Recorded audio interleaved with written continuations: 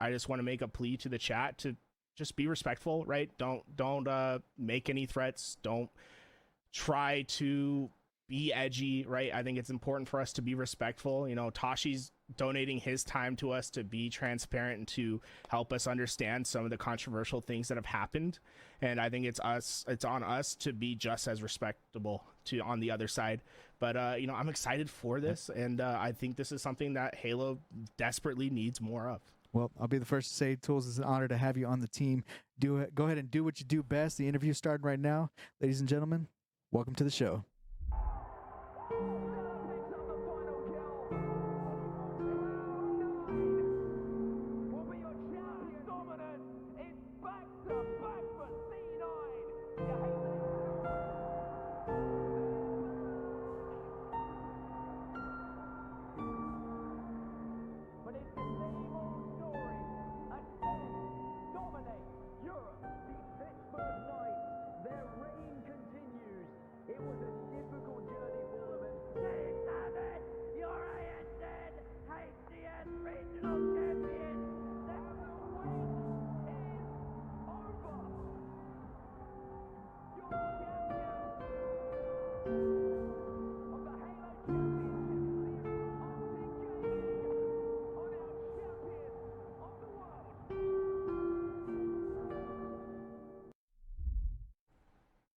Hello and welcome. This is an interview on LVTHalo with Tashi of 343 Industries, specifically with the HCS team. It's been a tumultuous last couple months after the end of a fantastic season 1 of HCS. Worlds was incredible, and there was a lot of hype going into the next season. We had plans that were ready in place for pre-events for Charlotte, and then the silence kind of kept growing, and there was a certain uneasiness throughout the entire scene about what is going to happen. And well, finally today was the day where we got the HCS roadmap, long awaited, but we still have plenty of questions in store. What about the roadmap is going to further our success in season 2? This system changes that we've seen to LAN and for the ecosystem, what does that mean for HCS? Just the general health of HCS and the grassroots scene now in season 2 after a really stressing and a stressful period in season 1. And then the partnership program, teams have left, new teams have come. What is in the future for HCS? And finally, we're going to get into the nitty gritty about what the relationship between the ranked modes and HCS is, how we can see changes made in the future. That's what's in store for you today. And our guest of honor is Tashi. I'd like to bring him in now, and let's get this going. Tashi, you're looking good, man. Hey, I respect you. The backwards hat, the mustard shirt. Love to see you on the show today, Tashi. Before we start, I just want to give you a chance to introduce yourself. What's your role over at 343 and HCS, and just to give yourself an opener for the chat today. Cool. Well, first, shout out to you guys at LVT for having me and setting up this interview and just allowing us to have a nice kind of fireside conversation about all things HCS. So I've been looking forward to this. I know Tools, we've been working on this in the background for a while. So, you know, I'm excited that we get to sit down again and chat. For those who don't know me, my name is Tashi. I'm the Halo Esports lead at 343 Industries. And so I oversee the HCS program, the HCS team, and all the things we do there. Awesome, Tashi. It's been, a stressful last couple months with everything that's changed, right? The end of season 1, season 2 in place. And I think a lot of people were starting to get worried by the lack of communication or just an uneasiness with no roadmap coming out. Finally, the roadmap is here, but it didn't come without some drama. The tournament from last weekend, I guess for this weekend, moved another week. Now it's on pace with the Super Bowl. Valentine's Day is also there. I know all of us with significant others are kind of feeling the hurt a little bit. But can you give us a little bit of an insight as to why the tournament this weekend got moved? Yeah, so first, just want to say that we had no intention, obviously, of scheduling things over other big events. And usually when we build out our roadmap, we look at, Super Bowl, holidays, things like that to make sure that we're avoiding. And, we were obviously steered clear of that coming into last week. And then, we announced that the dates had to move. So to provide some more insights into why, like putting together all of these events and tournaments, both online and lands, for an entire roadmap, it takes coordination of a ton of different people and a lot of different partners that are involved. And it's obviously like a multi-step process, and we try to line everything up to make sure that all the work is completed before things start. And unfortunately, we just missed the mark and had to, we're forced to push out the dates. So again, like I said in the tweet, just apologies for the hassle that this is going to cause, and I'm sure the frustration that it has caused already. But we are looking forward to starting the season and kicking things off leading to Charlotte. Right. Can you go into like any sort of specifics on certain things that have been holding up the next season of play? I know that it's probably a minefield of what you can and can't talk about, but are there any specific things that have really been holding back these announcements for season 2 that are finally been, satisfied? Yeah, I think going into Worlds, it was our intention to share at least the first part of the roadmap, right? And I think we did that with the Optic event, which obviously had to get moved. I'm sure we'll talk about that later. The SSG event, and then the Charlotte Major. And so coming out of that, we knew we had the next few months to lock everything and announce in time before Charlotte. And so, I think fans are obviously clamoring for more information, and they wanted to book their travel, which honestly we're very thankful that people were so excited and clamoring for the roadmap. But yeah, it is a huge kind of multi-step process to put together an entire roadmap.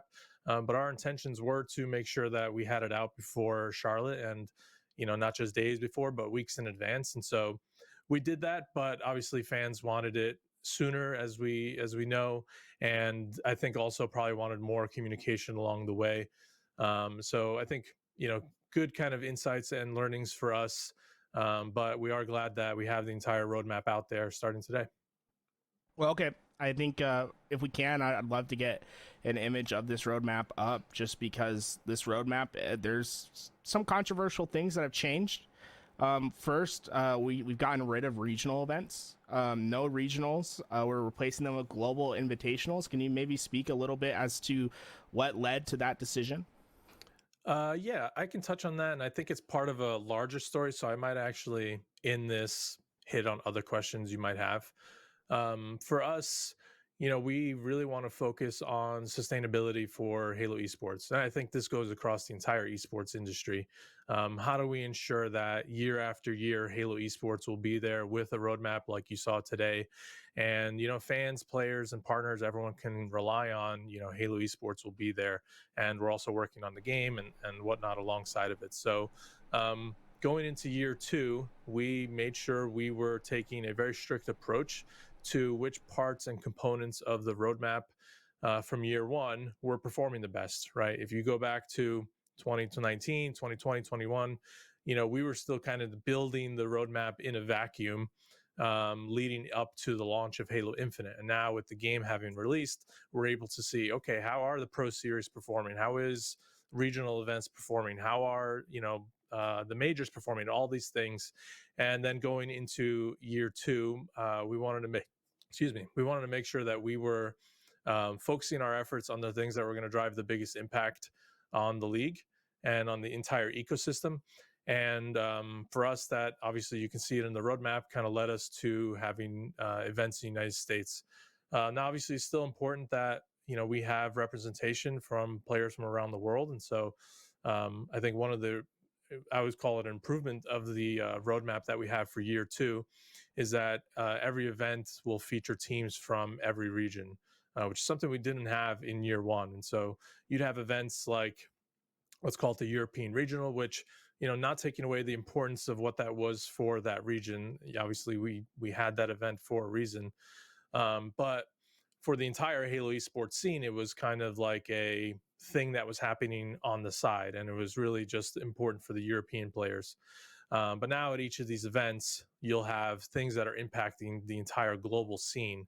And what's also is exciting is for each region in year one, you travel to a maximum, I think it was 5 events. And now with all of them being global, each a player from each region will have the opportunity to travel to 6 events. So obviously some trade-offs there, already seeing the feedback, and we knew, the lack of international events was going to kind of hit those players in those regions. So, we understood that. Again, our aim was for sustainability long term, and we do have ambitions to expand and bring events back to those regions. Right. I think it's interesting that you talk about creating something sustainable by seeing successes from last year, right? And you saw that the American events were successful. And I want to really hammer in on what you're talking about, how the regional events felt like a sideline thing for the rest of the Halo scene that was involved with that region.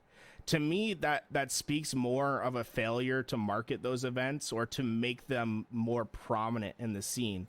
Whereas I think a lot of players from those regions would say, okay, well, why don't we have a major in our region where instead of European teams being invited to go to NA, we have NA teams and ANZ teams being invited to go to Europe, and we build in a more sustainable system for European majors and to have more international events.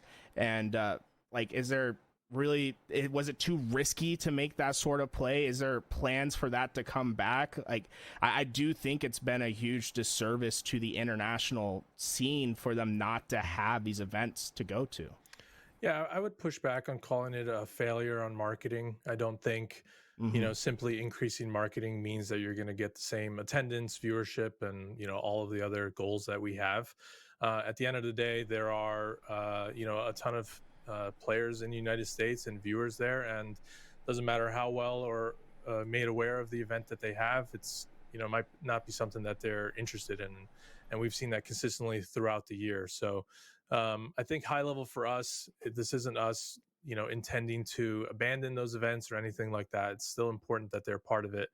And in fact, I'm sure we'll get into this some more, but there were plans to have an event in Europe, and that was going to be the second major. And then with how things worked out with the Optic event, we made a pivot in the end there. So we can get into that now, or we can get into it later. But again, this wasn't us saying wanting to abandon any of the other regions.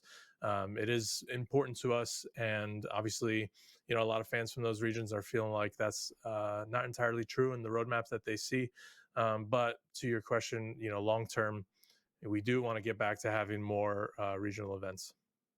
Right. I guess I think we should just dive into it right now since we're on the topic, because Optic obviously was supposed to be a pre-season event as a hype up build up for season 2. It gets turned into a major. I think a lot of people are excited to have an Optic gaming major because there's a lot of fans of Optic gaming. But you did say it. I don't know if it necessarily came at a cost. Was it a cost? Did you guys have to choose between a European event and a major hosted by Optic? What was the decision basis to make that pivot? So there are a lot of different factors that went into it. So as we were planning, this is after the World Championship, we were looking to have one of the majors in Europe. And then, in working with the partner teams, they were expressing more and more interest in running live events for Halo. And then we saw the, Optic event had to be postponed. And so we kind of saw these things coming together, these kind of opportunities. And again, with our, interest in wanting to be kind of strict in ensuring that, all of our events have, sustainability in mind and wanting to hit our goals the hardest. We saw this as a good, call it a 1 + 1 = 3 opportunity to combine all of these different factors together with what turned into the Optic major. So, we're really excited about the Optic major. We think Optic does an awesome job running a lot of different events, and obviously sad that the invitational preseason invitational couldn't happen, but we think the major is going to be really epic.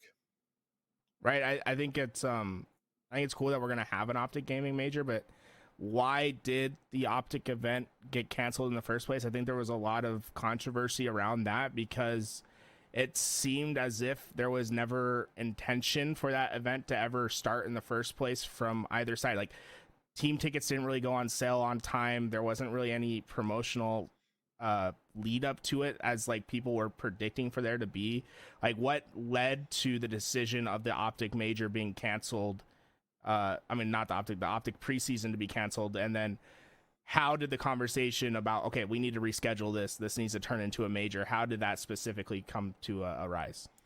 Yeah, so I would push back on the note about the intention. We wouldn't have announced it if there wasn't an intent to have it. We were working closely with Optic behind the scenes and putting the event together. I think the biggest hurdle was getting all of the invited teams that we wanted to have out there to make this a real premium event experience.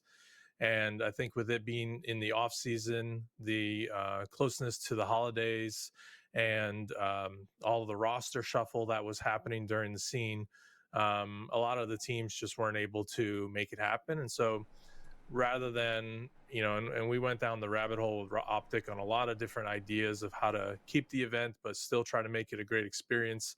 And I think ultimately where both parties netted out is, we want to focus on delivering something great, rather than just kind of like, having something kind of limp out the door. So obviously, unfortunate circumstances. I think we made the right decision, however, and then the opportunity kind of presented itself in the roadmap to pivot to what is an Optic major, and we went for it. Right. I do want to, I think there is something great about turning this preseason event into a major. I would say that I think it's kind of a benefit in disguise because, like you were saying, like, teams weren't really organized at that point, and I think a lot of people are going to be really excited to go to an Optic themed major because, I mean, the green wall does absolutely show up at every moment. But I think there is sort of a precedent that's been set of what a major event should feel like. Is that major event feel, format, responsibilities going to change between, let's say, Charlotte and Arlington because it is a themed major? What are the differences between a regular major and a major that's been supported and themed for a specific HCS partner team? Yeah, so I think from a format perspective, it'll be the same. We'll have an open bracket, we'll have a pool play and championship bracket, and a stellar broadcast to showcase it all. So that's not going to change. I think some of the differences you'll see, one is around administration. So because Optic are hosting the event, we're not having them run tournament administration, just to avoid any conflict of interest. So, HCS will be owning that entirely with likely an independent party that will come in and host the administration. That way, all of the fans, players, and teams can, kind of rest at ease that there won't be any kind of like foul play or anything like that just because Optic are, hosting the event. And I think for us, like, we want to lean into all the things that make Optic special, right? We're in their arena, in their backyard. We'll have all of their epic fans there. And, we want to get creative with how we can work with the different folks who are part of the Optic organization, either through content or talent or just general event segments and things like that, to really make it feel like, it's as epic as an HCS major that you would expect, but it's kind of got that Optic flavor that people know and love. And that's a great point. I think it's great for competitive integrity to say that the adminning is not going to be done by Optic themselves. I think that's a great aspect to bring in. But it sounds like everything else outside of the format of the event, how a major should be expected, how to be run from the format and administration side, everything else is going to be on Optic's responsibility, which I think is going to be unique. Am I getting that right? I just want to kind of spit that back out, just because it's like I want to make sure that's exactly what's happening. Like the broadcast, the experience, the fan experience of being there, the boost, like that's specifically Optic oriented, and they're going to be in control of that aspect of the event. So a lot of details we're still figuring out, but the spirit of it is, yes, the event is, operated by Optic.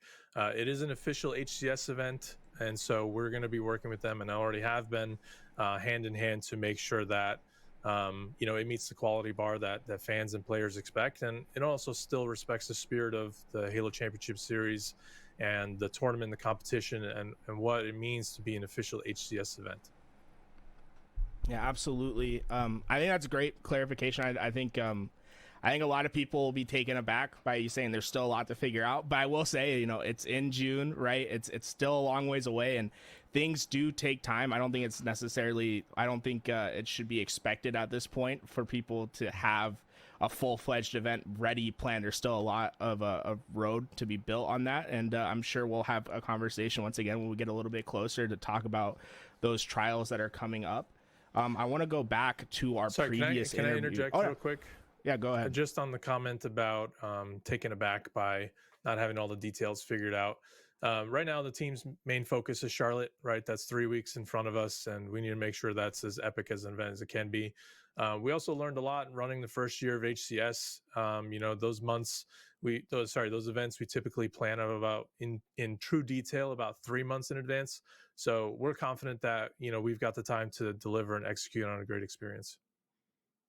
Yeah, I think that's perfectly said. To be honest, it takes time, but it doesn't. I think take as much time. And I think it's great that we're keeping sole focus on one major at a time, because that major needs to be as good as possible. I want to go back to a conversation that we had in July last time you were on the show, Tashi, when you were talking about the roadmap and in specific parts about how much time is in between each season, basically.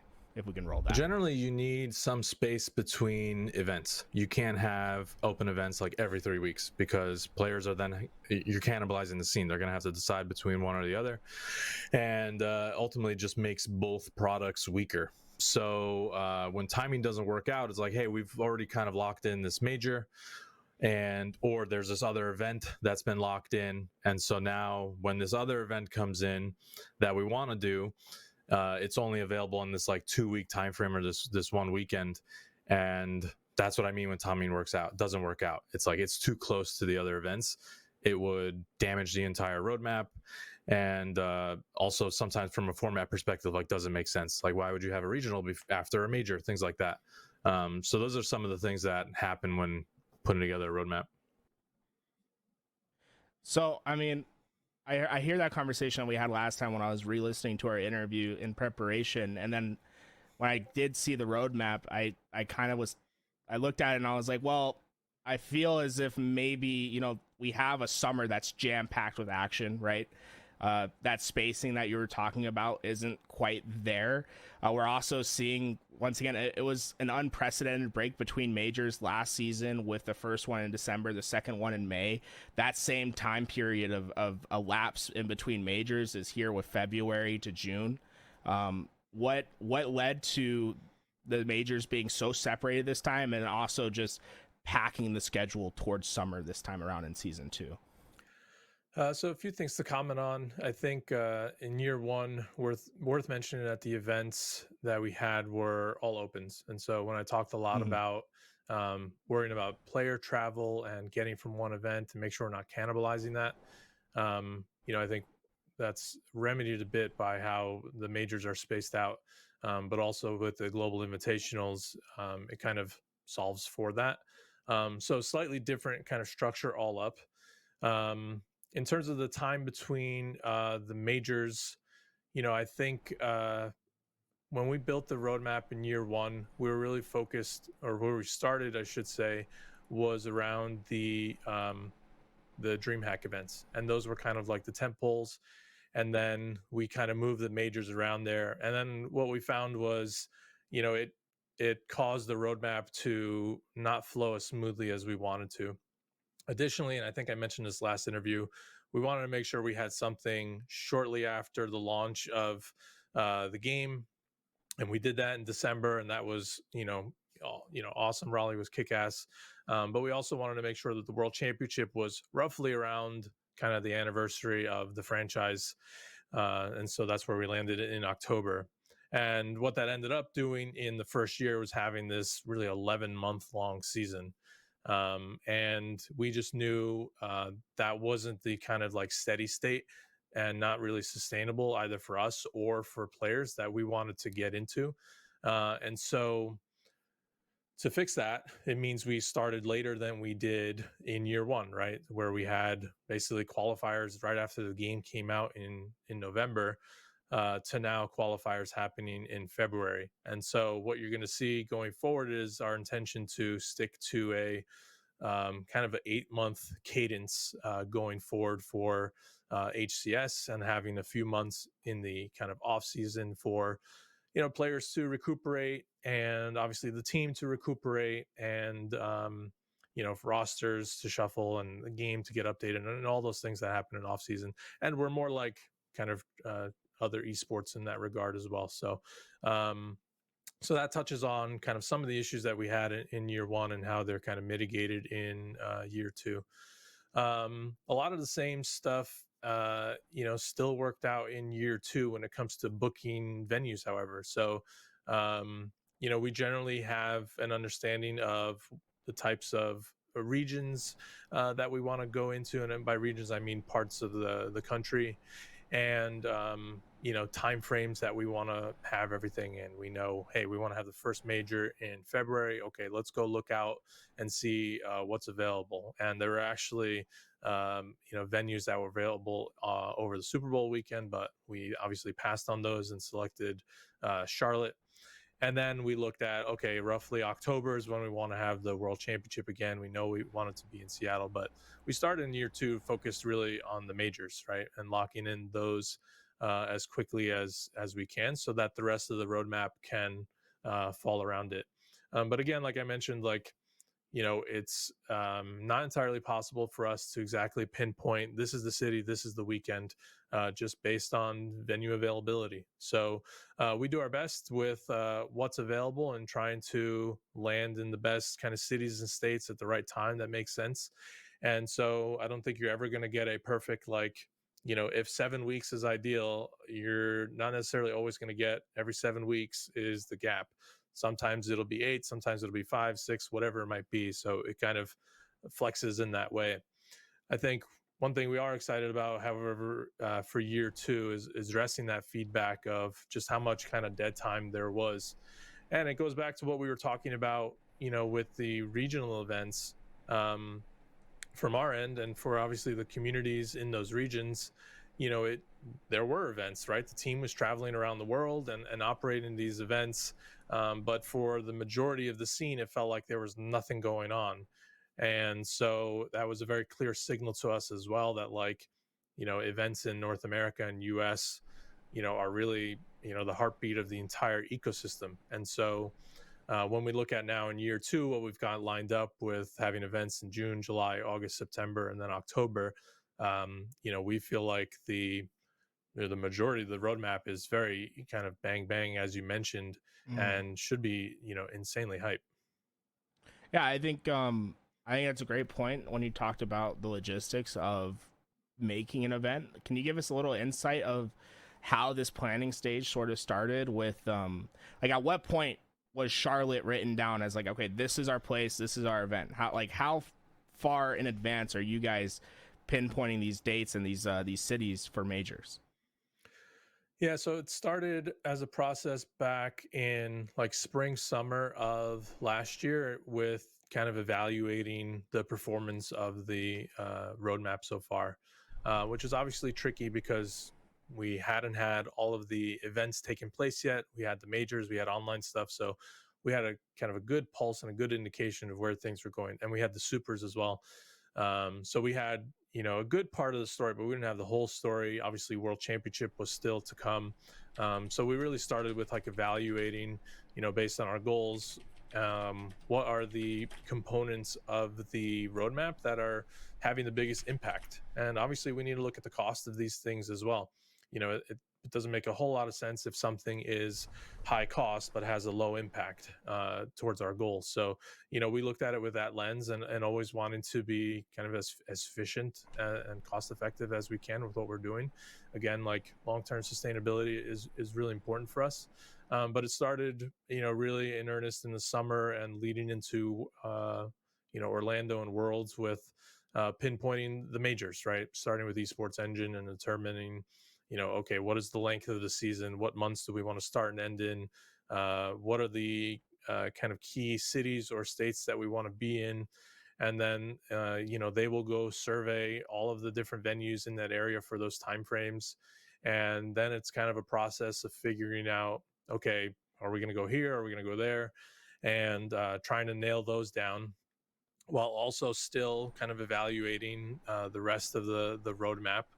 And so, there's not like that's where it started, but it's obviously like a long multi-month process that kind of, ebbs and flows and goes in some different directions. And, we didn't anticipate that the Optic event would have to be postponed. And obviously that changed some of our plans. So we had to be nimble and pivot and, make kind of decisions for what we felt like would be best for the entire ecosystem. So, there's a lot of kind of different ways that the format goes into, but we think we've landed in a strong place for year 2.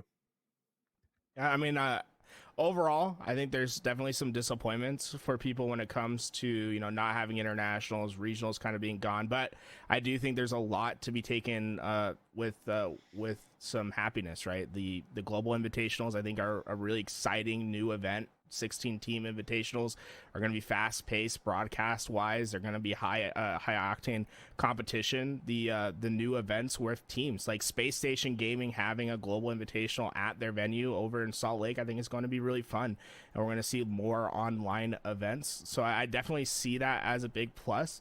And moving into that, what are you excited about in season 2? We talk about the roadmap as a whole, but what new projects is there? Anything upcoming in this next roadmap that's really like, this is going to blow people's minds, this is what you should be getting excited for?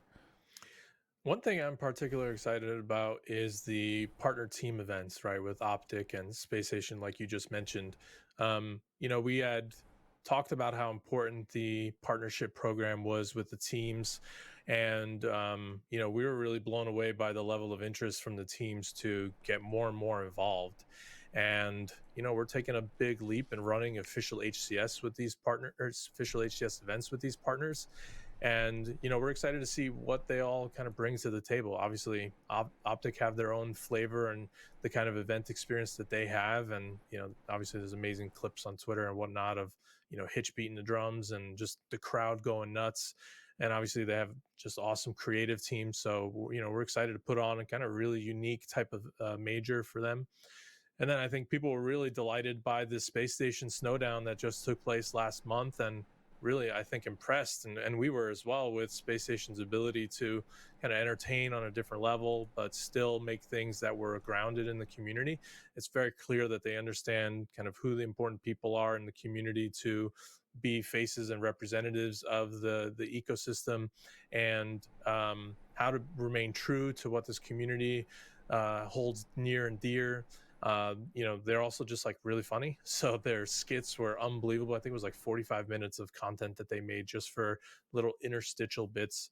And so I think, seeing what they do and what they bring to the table creatively will be, really exciting. So, I think that's one thing that I'm particularly excited about, seeing how it goes and working with these teams in a totally new way, because I think long term there's kind of big potential in bringing more and more teams to the fray in this type of way. And I think a lot of people were asking for teams to get more involved in the ecosystem in year 1, and I think we've kind of blown the doors off the hinges in year 2, and a lot of these teams are stepping up, and you'll see more from all the other teams. But these teams are stepping up to really be part of the Halo ecosystem. I mean, I think it's a great point to say that there's some great things that are happening in season 2 that didn't happen in season 1. I kind of want to revisit season 1 just for a second and kind of get a perspective from HCS. What were your high moments from season 1? What were some of the lower things? Like I want to go one high moment. What was your favorite thing about season 1? What was the lowest point for HCS in season 1? Highest point for me personally, is that what you're asking? Like me personally? Yeah, I mean, like you as in a leader for the team, right? So like, I mean, obviously like you as an individual, that's great, but like for HCS and the direction, the goals that we're going for. Yeah, no, I'm glad you clarified, because who cares about my personal opinion? Okay, so I think Worlds for us was the cherry on top of the whole season that we really wanted it to be. The tournament was absolutely incredible. We had an amazing audience there. It was the biggest in the entire year. We were able to have this kind of Halo Fest, vision executed there. Heard so many stories of fans who were, there because they loved Halo, not necessarily esports, but they kind of fell in love with the entire event experience. And, for us, it's a lot about community building, right? When you come out to these events, we love to spend time with everyone there. And it's amazing to see kind of everyone sharing their passion for Halo by playing and watching and, taking part in all the event activities. And I think Worlds was like the perfect culmination of all of that. You add in the community stage, Jen Taylor, Steve Downs being there. Worlds was just really special. And it really felt like for the first time we were able to kind of fulfill the dream and the promise of what we want the world championship to be. So I would say that was definitely the high point. I think for us, the low point was overall stability that we saw early in the season, particularly with Raleigh. We were excited to kick off the first event and then to be met with, disconnects and crashes and things like that. Obviously caused a lot of stress on the players and the viewers and us as well and all the staff. And so, we were able to, improve things for the rest of the season and, make things a lot more stable.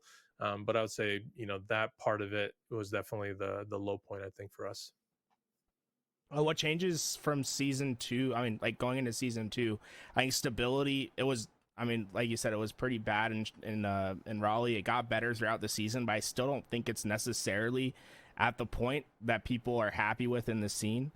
What kind of updates can we expect in the future from 343, from HCS, to make sure that delays because of instability in the game are going to be mitigated? Is there anything big down the pipeline that you're like, this is going to be it? We're not going to have any more of these stalls after this update gets pushed? No, I think for us, it's less about this one moment that everything kind of hangs its hat on. Like for something like stability, it's typically not how it works. There are multiple different issues that cause crashes, especially on PC when you look at the different types of CPUs and GPUs and different types of issues that you could possibly run into. So really, it's just kind of chipping away and at this problem, which I think we were able to do in year one, and we worked closely with all of our partners on the hardware side as well to make sure that we were testing and running things as efficiently as we could. So we'll be taking those things forward into year 2. But I also think from just a high level game side, like the studio is really focused on delivering on all the things that players want and need, and obviously stability is an important part of that. Right, and I think there's obviously things that can be improved. We're going to get to those points. I will say we're going to take a quick 3-minute, 5-minute break. When we come back, we're going to be moving on from the roadmap. We're going to be talking about some of the changes that were made to the LAN and ecosystem when you do go to events, such as the open bracket being moved to one day and other various topics like that. So in the meantime, watch some ads. If you don't want to see ads, sub to the channel. You know what I'm saying? We are trying to become as sustainable as possible. Every little bit of support happens. But in the meantime, watch some ads. We'll be back. We're going to get some water, whatever it is. When we do come back, LAN and ecosystem changes will be our topics. System and how LANs are going to operate. And I think one thing that amateur players all around are really upset about is the changes towards open bracket, and open bracket becoming a one-day event, Friday only for the open bracket. What led to this decision to move open bracket to Friday only? So a couple things to start with. One is, it's always our intention to try to provide a great experience for the open bracket community. I think in Halo 5, we had a lot of events that didn't have open bracket, portions of them, and kind of lesson learned. And that's why we, always have our majors with an open bracket. So I just want to make it clear that this is an important part of the ecosystem for us. And I think, especially in a world where honestly there's less of this in esports, an open bracket that kind of feeds into the main pro bracket, we know it's important and kind of authentic to Halo, and we want to support it in the best way we can. So what led specifically for Charlotte and the way we're looking at things is essentially the format and the schedules all pulling at each other in different directions. So, You have the open bracket tournament, which obviously needs to feed into the pool play and the championship bracket. And then we have pool play on the first day. And we also have a certain amount of hours a day that we feel comfortable for players and teams and staff to be a part of. We also have venue restrictions that we need to abide by. And so there's a lot of different factors that kind of play into this. On top of that, we want to make changes to the broadcast schedule to try to drive, more viewers, drive more exciting matches. And, with how the schedule kind of shaked out and all these, I would say, competing goals, that's one of the compromises that that was made in order to try to accommodate this entire event schedule. And so, I think for us, like, we want to go to Charlotte and put our best foot forward, but we're going to be, boots on the ground, talking to all the fans and players and getting an understanding of what the experience was like. And if we feel like there's opportunity and there's a real need for us to make adjustments in the future, we're absolutely open to doing that. Again, like, we're trying to hit on our key goals. Like, we don't have a personal axe to grind against open bracket players or anything like that. So we're gonna continue to iterate and do our best and try to deliver on a great experience. Right. So we're going into this first event, like, we're confirmed on one day. What made you guys stick with that gun, unlike when and during the Worlds format? Like, we saw drastic changes made to Worlds format just a couple weeks beforehand, after the community was like, we don't really like this sort of format, we would like to see a change to this. Format was changed. I think that was unbelievable that we were able to have that much flexibility. Is what's the difference between this change of open bracket being moved to one day versus the change of the Worlds format, where we saw extra time being added because of the extra team making it out of pools? Yeah, well, I think it's important to note that the formats and events were totally different. For Worlds, there wasn't an open bracket to work with. We did have the playing stage, but it's also a 4-day event. So kind of different circumstances across the different events. And, I think for us, it's always going to be, what opportunities do we have if there is feedback to make adjustments? And there was that for Worlds. And like you mentioned, I'm glad we were able to go do that. So I think for Charlotte open bracket, not all of those same circumstances and opportunities play into the event. But like I said, like, we're going to always try to improve the experience holistically. And so, we're going to take a look at, did the bets that we made on broadcast and that experience pay off? Was it worth kind of the trade-offs in other parts of the event? So, it is new. There's a lot of new components, and, it's important that we, um, I don't want to say try it out, but we execute the event with our best foot forward, and then we kind of take the feedback and make adjustments if we can and need to going forward.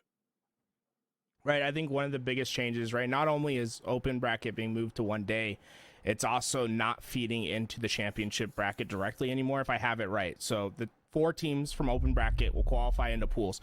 4 teams only for pools, right? And then no team from the elimination bracket of the open bracket will make it into championship bracket anymore.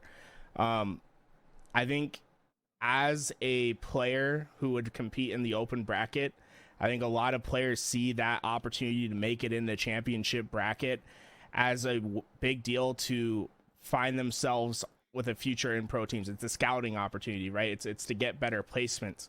I think a lot of people feel like, okay, 4 teams are making it out. That's the most competitive it's ever going to be. But I almost feel like it's coming at like a severe cost for opportunities of amateur players in the scene. And what opportunities are there going to be for amateur players to prove themselves, to kind of rectify this sort of issue where 4 open bracket teams just isn't a lot of teams to be having an opportunity to be on broadcast in general. Normally we're seeing a lot more opportunity for open bracket teams, and like that feels like it's gone away. And I'm interested to see how it's going to work for this first event. I have a feeling that it's not going to be as well received as I think many would like it to be. And I'm just interested to see where your stance is on these opportunities that have been, I think, being taken away from open bracket teams. Yeah, I think totally understand and hear the feedback. We're not ignorant, and it's definitely not fallen on deaf ears. I think for us, that opportunity we feel like is still there and still has a clear path into pool play and then eventually champ bracket. Like we said when we kind of announced the format, we are putting a greater emphasis on just competitiveness of the tournament. In year one, I think we were very I would say open, right? Raleigh, I think, had a 32 team championship bracket. We said, okay, this is the first year, brand new game. We want to make sure competitively we're putting as many kind of players into the pool on LAN. And I don't mean pool as in like pool play, but into like the bucket, if you will, to really see how things shake out. Not only open bracket to pool play and champ bracket, but also within each regions against one another. And based on what we had learned in year one and the kind of changes we had made throughout the year and how we saw the world's kind of format and broadcast experience play out too, all those things combined, we wanted Charlotte to move to a more competitive and testing format, which we feel like, yes, like there are kind of fewer spots if you're an open bracket player, but at the same time, it requires just more a better performance to meet those. So it's a trade-off in one direction or another. And like I mentioned, like we're going to keep a close eye on all the results and see if those trade-offs were ultimately worth it. I think one thing that's important to note here is, like I mentioned, with open bracket and pool play and championship bracket, and having this really premium broadcast while also trying to show as many matches as we can, they a lot of times compete with each other. And so if you put in one area, you're going to have to take away from another. And, I think the pendulum swung in one direction in year one, and we're happy with the results, but we wanted to see what improvements we can make for year two. And so, like I said, like we're going to review all the feedback and the results. And, if we feel like there's opportunity and a need to make changes, then we're going to explore that. So open bracket being moved one day, I get all that. The competition's going to improve. As a player who would compete in the open bracket, how I feel like it's a little bit demotivating at this point, because like one day, like I think that's all understandable. 4 teams, you want the competition to be better, but like the open bracket's still on the Xbox Series X's throughout the entire tournament. I still feel as if they're being treated at not as like secondary, but there's not being as much injected for these open bracket teams. Like, is there a future where HCS starts to bring in PCs for the open bracket, where we get them off the Xbox Series X's, where they can kind of have the same sort of premium feel that that the championship bracket has with the PC play? So specifically on PC play versus console, first, the game runs really great on Xbox Series X. It is super stable. You still get 120 FPS. It is a great experience, and we do offer time for players to acclimate from the open bracket to a pool playing on PC. And so, no doubt there are players who play at home, and when they go to a LAN, from home on PC, they want to play. So we understand that it's not falling on deaf ears. Ultimately, the reason why we decided to go with consoles in the open bracket was for the amount of stations that we have and all the different teams that we were supporting. Consoles in the open bracket would allow us to, ensure we had a great competitive experience, and we were, on schedule, and we were of course avoiding any of the issues that could come up with PC, and you have that many players and that many different variables. And obviously I think, based on what we saw in Raleigh to start with, some of the issues we saw with PC stability, I think we made the right decision. I think if we had 300 plus PCs in the open bracket, I don't know if that event would have finished nearly as competitively as it did. And so there's obviously trade-offs again to everything, all the decisions that we make. But we still think the Xbox Series X provides a super competitive and fair experience. But don't you think there's maybe a compromise that could be struck between the open bracket teams that, you know, because everyone that's playing in the open bracket for the most part playing on PCs that are getting more than 120 frames. Because yes, the game does run really well on the Xbox Series X, but the reality is that players that are playing at home on 240 frames, at 165, at 144, moving down to 120 is a huge disadvantage for them. And I don't necessarily think that open bracket teams think that every single station should be PCs, but I do think that maybe after you get to a certain point in the bracket, like let's say winners bracket round 4, or like when you're getting ready to compete for pools, that those matches be moved to PC matches, that maybe there's a feature station for the teams in open bracket. Is there a future that you can foresee in season 2 where maybe there's a compromise to be made with open bracket teams, where PCs can be implemented at a certain stage within the tournament, where you don't need to make necessarily the infrastructure investment to have an entire PC open bracket, but that teams don't feel as if they're stuck and chained to the Xbox Series X, where it's a subpar experience compared to what they have at home?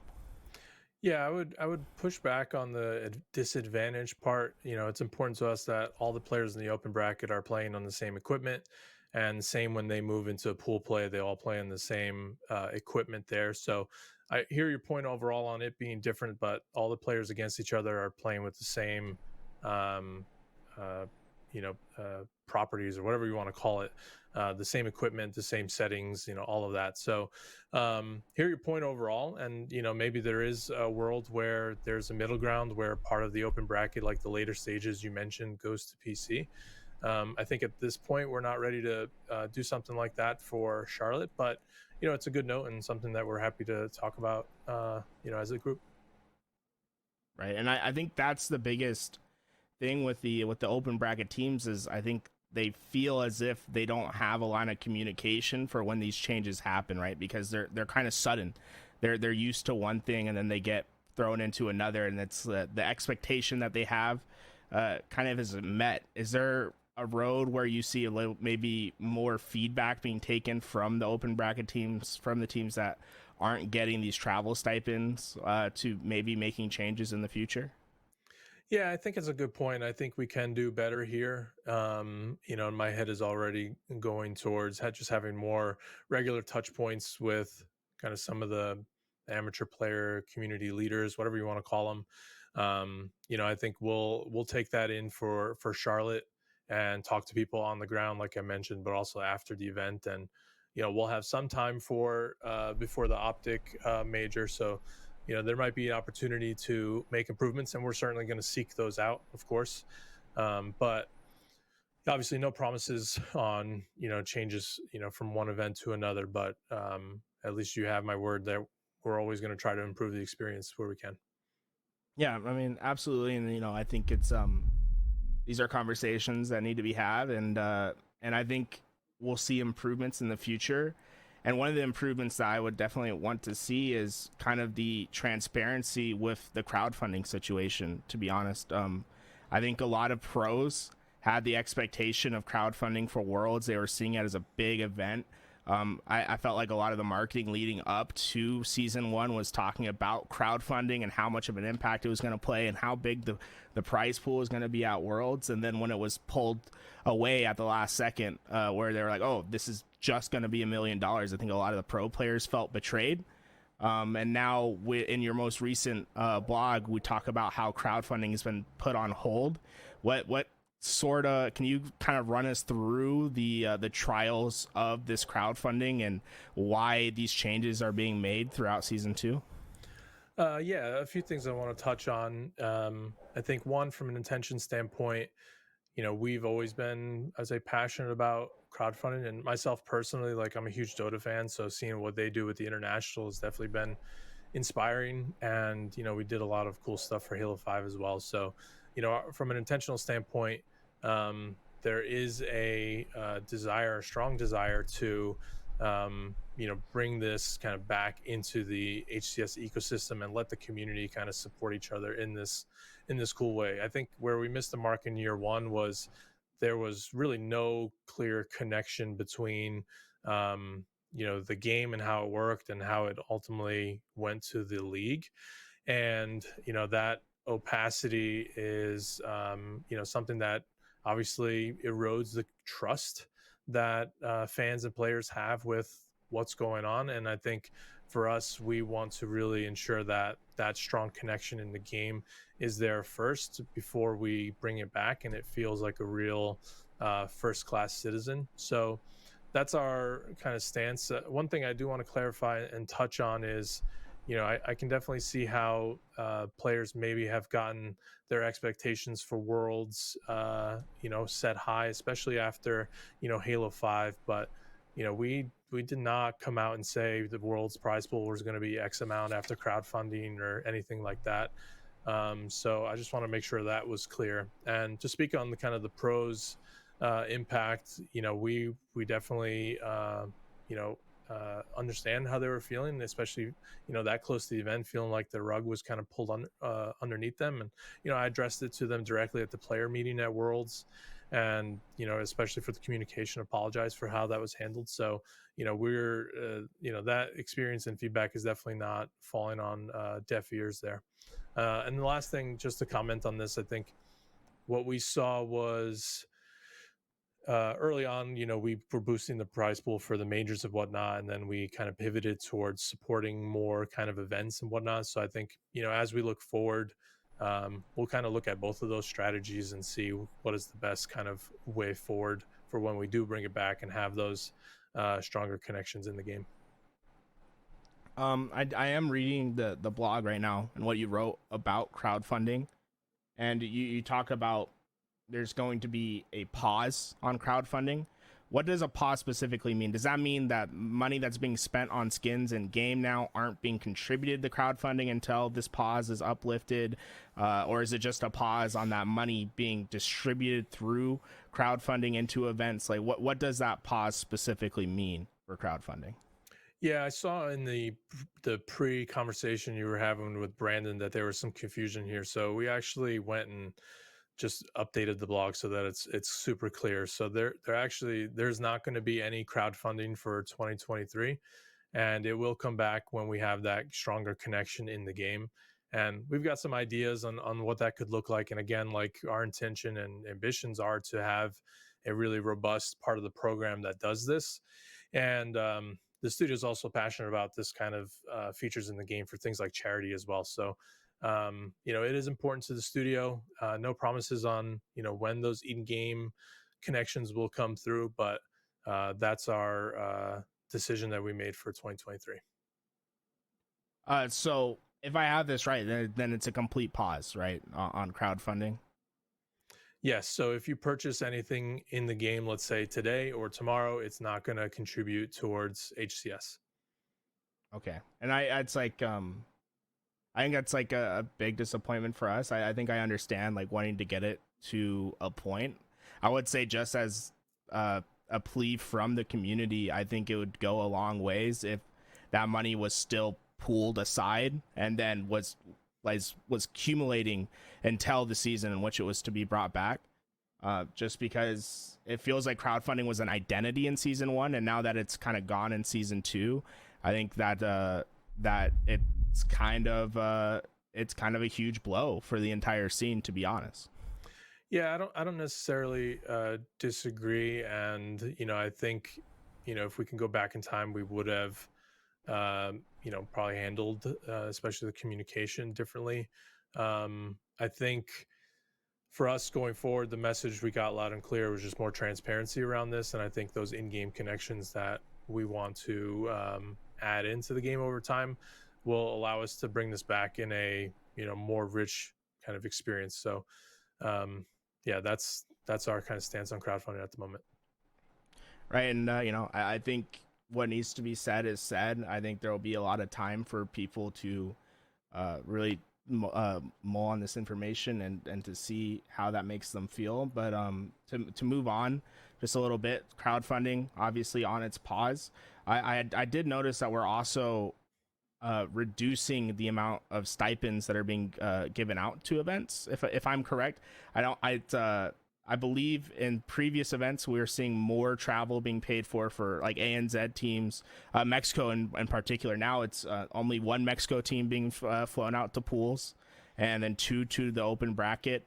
And then on the invitationals, only one Mexico team, one Australian team. Can you give us some insights as to those changes that were made with travel stipends? Yeah, I think predominantly this comes from a competitive perspective. After the first year, we're able to get a better understanding of where the regions stack up against one another. And, I think I'd have to go back and look at numbers, compare apples to apples, but I think it's very similar, if not the same, as the total level of support that we had in year one. I think for Mexico specifically, what we found in year one is that for every single event, it was almost all the teams had issues with passports and visas, and that was having a competitive integrity impact. A lot of players, particularly in the open bracket, complained to us about this team from Mexico that now is this different roster than what actually qualified, but was still getting pool play. And it was honestly, very challenging for us to figure out, okay, what is the best kind of pool for them to be in to still try to maintain the competitive integrity, and without a clear line of sight into resolution for those, as well as based on the performances, like I mentioned at the top. We made adjustments to the teams that were getting travel stipends compared to others. So those are all kind of the factors that went into that overall. I think for us, we're going to continue to look at this year over year. And, if, the players in Mexico or any of the regions can get to a more kind of stable part where they're competing at a high level, but also able to reliably get to these events, then we're obviously going to take this kind of new information and see what adjustments need to be made. Right. And with all these changes that are being made to the LAN and how the format itself is changing, how do you think this is going to impact viewership, just the viewing ability of players and, just competitive Halo fans? Is there going to be drastic changes between the viewing experience of LANs between season 1 and season 2? I think for us, what we saw in year one was, really record viewership for Halo Esports.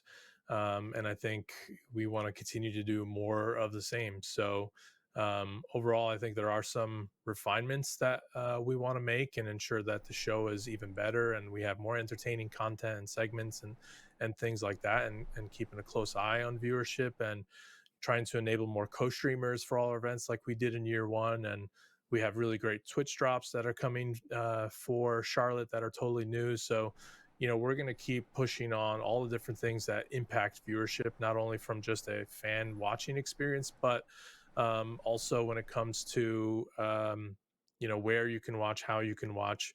And on top of that, I think one of the things that I would say probably hurt viewership in year one that I think we've done a better job addressing so far is just updates to the content in the game. We have Empyrean coming in as well as Argyle. A lot of fans were asking for a 2 sniper map. So personally, I'm excited to see folks like, Lucid and Renegade go at each other on Empyrean / the pit.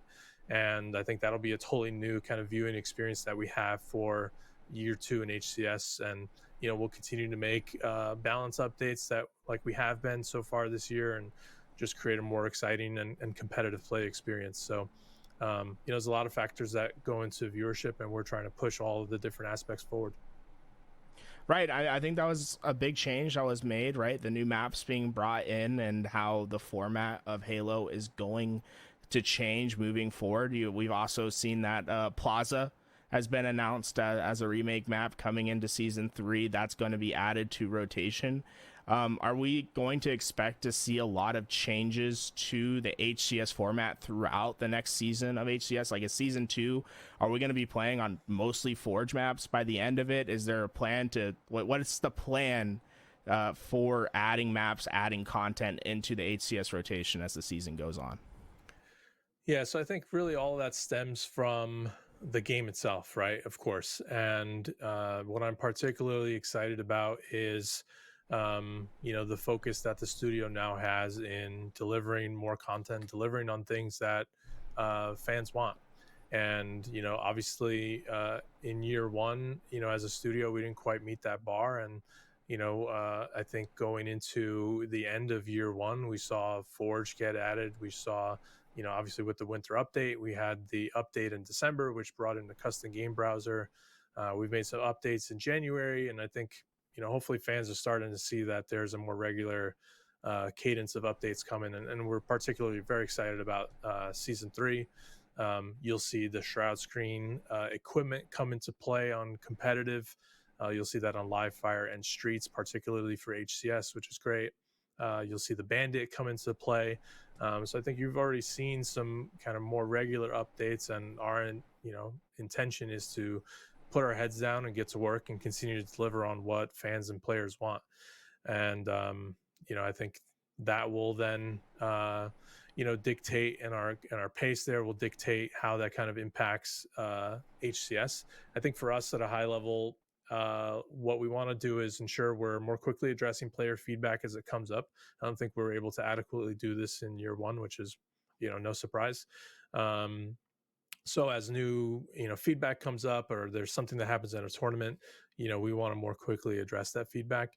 And then generally we think more content added to the rotation, both in terms of maps, but also equipment and weapons and things like that, are generally just healthy for the entire game ecosystem. So we want it to feel like, from when you tune in from event to event, that it's not just the same old story, right? It's not just like, okay, this one team is winning, they're best on these maps, and they're just going to keep winning for the rest of the year.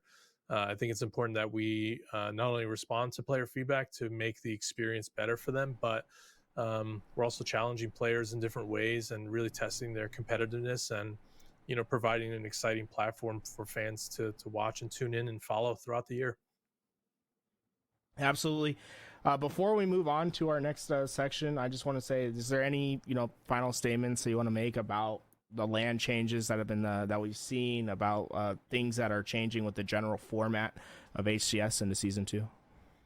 I think last thing I'll just reiterate is that we're going to keep a close ear to the ground and check the performance, and see if there's room and opportunities, and if there's a need to make any changes. So I would say look for me and Richie out on the floor at Charlotte.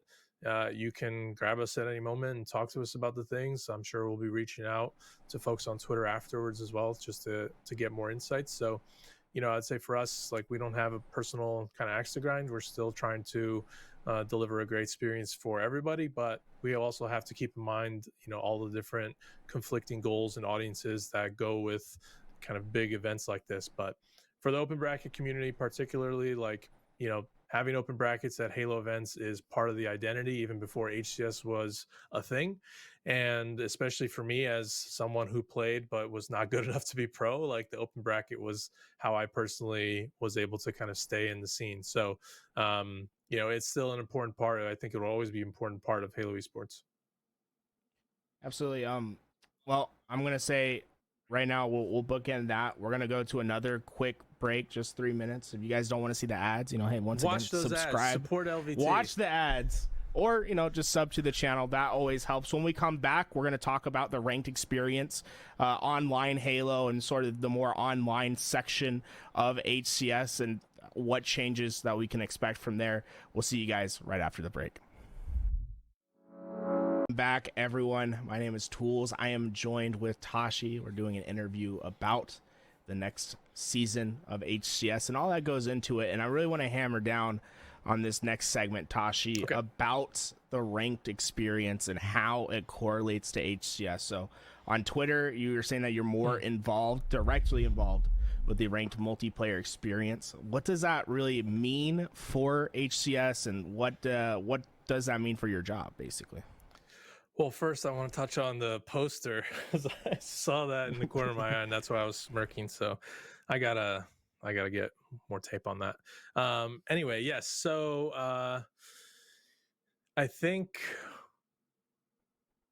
HCS year one was a resounding success, not only in our eyes but in the studio eyes. And I think it was very clear that we weren't meeting the needs of our competitive players, and we weren't organized in the right way to deliver on the needs, not only competitive players, but all of the players. And I think one of the changes was made was um, adjusting or increasing my role, whatever you want to call it, to work more directly on the competitive side of the game experience and the ranked playlist. And what's exciting for me personally is I get to work with a lot of people more in depth on the multiplayer sandbox and the live team and all the people that really do the actual hard work and make the engine run. So for me, I think what you can expect is just a more kind of direct line between feedback and organization and decision making. So just to be super transparent and get into the weeds a bit, there is now a product around the ranked playlist and competitive experience. And my role is to be the product owner. And this means I'm accountable for, the experience all up. So what maps are people playing? What modes? What are the different weapons on the map and things like that? And addressing all of the feedback that fans and players have, and working with all the teams to ensure that we're delivering on this. And again, I think it's a testament to the focus on delivering for all of our players. And I think the competitive community now has I would say more of a seat at the table than prior in Halo Infinite, and honestly prior in Halo maybe ever. So I think if you're a competitive fan, either you watch HCS or you play the game, you play in the playlist. I think this is probably good news for you. And the team and all the teams are working super hard to deliver updates to all of our fans. And I think you've started to see some of that already this month, which is really exciting.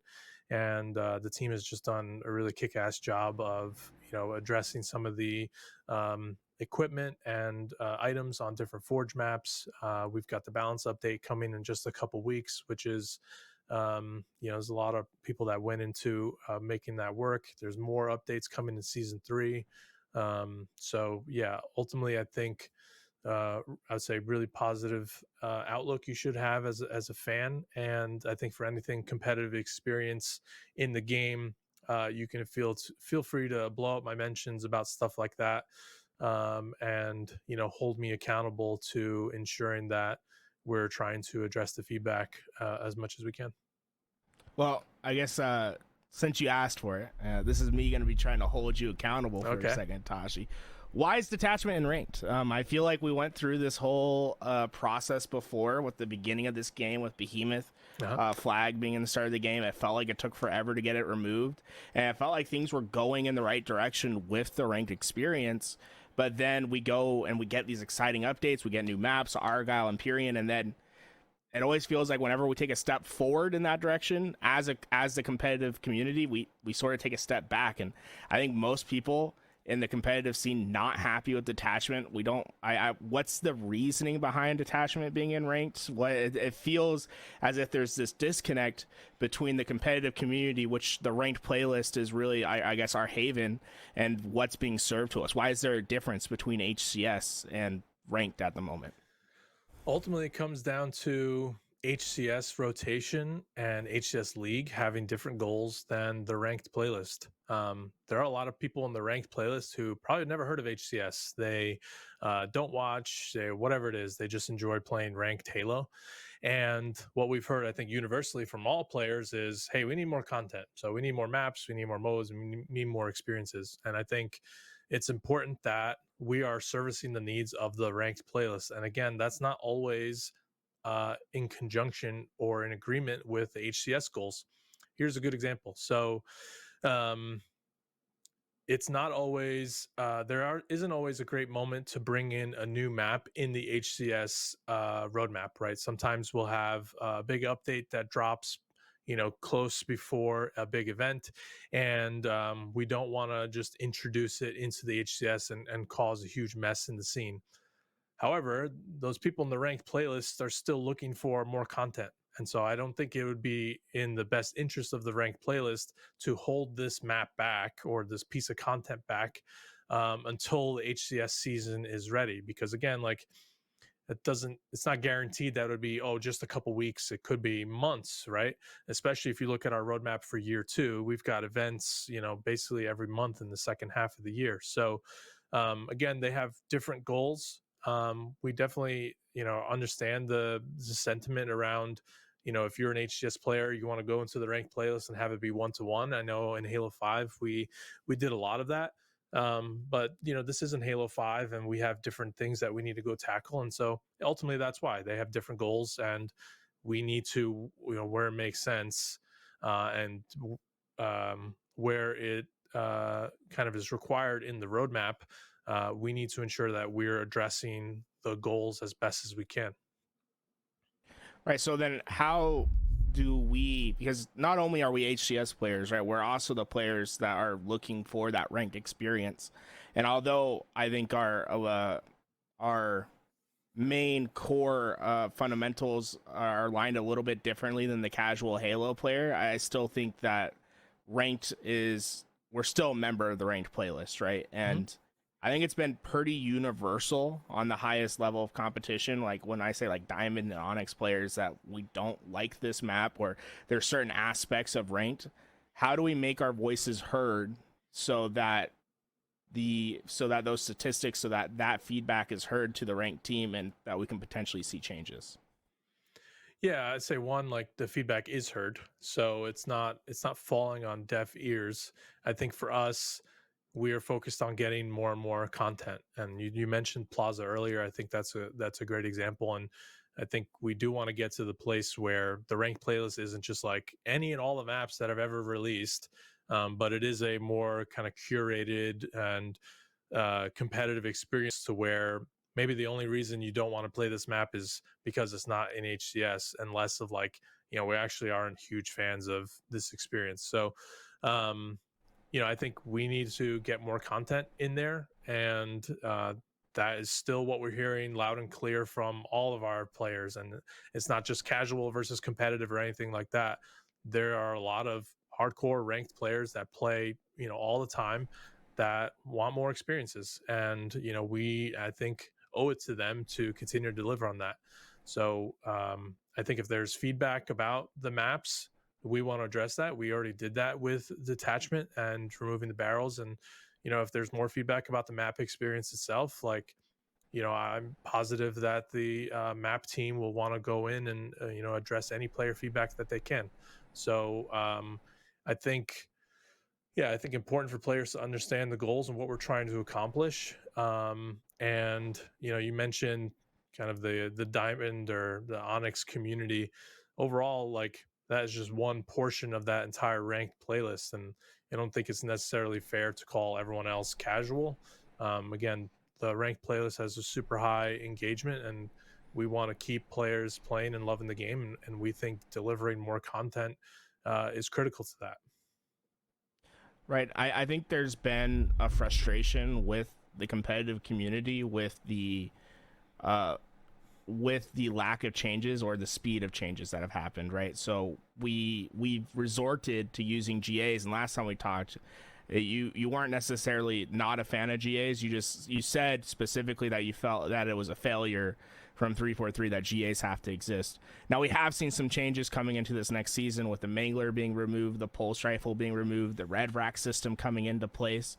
Are we going to expect to see faster changes when it comes to maps and game types in the ranked and HCS experience compared to last year? Or when the season starts, is this sort of what the format is going to look like for the entire season, and we shouldn't expect changes until the next off season? So I think, you're right. In year 1, I don't think we kind of met the needs. And, I'm not going to sit here and kind of make empty promises. I think, hold us accountable to what we're producing and doing. And I think so far this year, we've been doing a lot, and the team has been, really busting their butts around the clock to get really what's been weekly updates out the door. And we've got more coming in just a couple weeks with some balance updates. We've got more coming with season 3. And so we feel like we've really taken a huge chunk out of the feedback that's been building up for the last year. And, we want to continue to put our heads down and work and deliver not only on what are the things that players are complaining about and whatnot, but how do we deliver new and exciting stuff that we think players are going to love. And I think season 3 is going to deliver on a lot of that. So I'm not going to sit here and make promises of like, oh, every month you're going to have XYZ. But I think what we've shown so far is that we're moving at a faster clip, and there's a lot more work ahead of us, but we're heads down and focused. I think one of the challenges that has been seen from your team, and I guess 343 as a whole, is finding a proper way to balance the sandbox. I think we're seeing a lot of great changes being made, but once again, with the analogy of one step forward, 2 steps back, sometimes there are changes that I think the competitive community is not too happy with. I'd like to kind of hone in on the commando rifle, right? I think if you were to ask a competitive player, they would say the commando rifle was in a really good spot in season 1. There wasn't really any changes that were needed to it, but yet the competitive community then sees the change to the commando rifle. And from my experience on LAN that I played thus far, and from the scrims that I've been watching, as someone who watches just about as more competitive Halo than 99% of people, I can say with firm resolution that the commando rifle is going to be a problem at Charlotte. It's very good, and it's going to be dominant in those games. What, like, is there an opportunity for these balance changes to be? It's like I want to say that like there might be we might need a difference between what HCS is and what ranked is, because I can understand the need to update the commando rifle to make it easier because it is a hard gun to use. But when we make it too easy, it makes it too easy for professional players. Like, can we see maybe sandbox changes that are only applied, like how the BR has the 2-shot beatdown in HCS, but it has a 3-shot beatdown in the casual playlist? Like, are those changes something that we could see maybe with the commando rifle? So I think with the commando specifically, you're right. I think when the winter update came out, we really swung the pendulum in one direction, and clearly the pros have gotten way more proficient with the gun. But we are making an update to the commando, which is shipping, I think, after Charlotte with season 3. So we are listening, we are making adjustments, and a lot of these things, weapon balance is going to be ebbing and flowing and moving, and there's going to be certain equipment or weapons or whatever it might be that are more powerful in some events and some seasons, and then it's going to wane, and other things are going to be more powerful, and it's going to overall feel like things are moving in different directions. I don't think it's going to get to like there's just one locked meta and like, okay, everything's perfectly balanced, don't touch anything to the rest of the time. Like, I think things are going to, the pendulum's going to swing in different directions for all different parts. And I think what you're going to find is like early on when the game launched, players weren't as good with the commando, and then they slowly got better and better, and that's how you had clips of like barcode going off in the super on recharge. So the players are going to also change the way that they play with the game, just that them getting better and the strategies developing, and when new modes come in, it's going to change. So things are going to constantly be in flux, and I just want to set that expectation. And I think ultimately, as long as we're maintaining kind of some core principles in place, that's actually a good thing, because you don't want a stale meta. You don't want things to never change. And I'm not suggesting that's what you're asking for, what the community is asking for, but I want to make sure that stance is super clear. Now, to bring in your other point around, like, are we going to see, differences between the ranked experience and, the rest of the experience with like the commando, for example, similar to how we saw with the BR? I would say it's not necessarily just like a wide goal to do that. I think anytime we make a new weapon or a new piece of equipment, I think it's just efficient to try to use it in across as many different experiences as possible. And there are some things that work great in one and not the other, and some that work great across both. So for example, like there's not a gravity hammer in in HCS, but it's all over the place in ranked, and like that's okay. So I don't think it's a goal to have the things be separate, but I think what you're going to see is that we're over time probably more okay with differences between ranked and competitive, but I know, sorry, ranked and the rest of the experience. But I know in talking to the designers, and I agree with their philosophy here, like if there's a difference between weapons in different experiences, like it should be clearly communicated to the players. Like you shouldn't pick up one gun in one experience and then you go in another. It looks the same, but it's behaves drastically different. So, it's a tough thing to try to balance, right? We have a lot of different skill sets across competitive Halo. Across Halo Infinite entirely.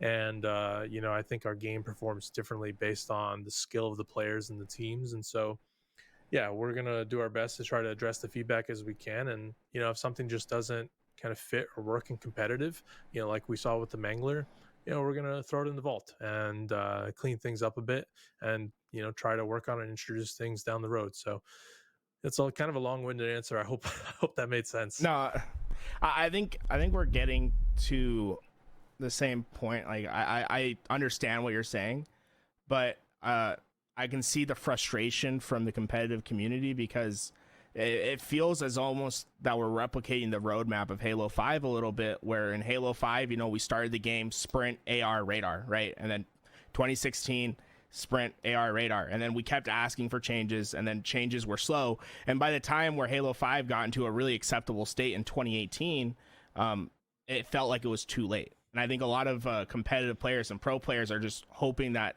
we don't replicate it, where we get the game to where we really want it to be, but it's 3-4 years down the road when that happens. Yeah, can I interject on that? Yeah, go ahead. I would push back on some of that. I think we ran 2 years of tournaments on those base Halo 5 settings, like you mentioned, and those were all competitive tournaments. We gave away millions of dollars.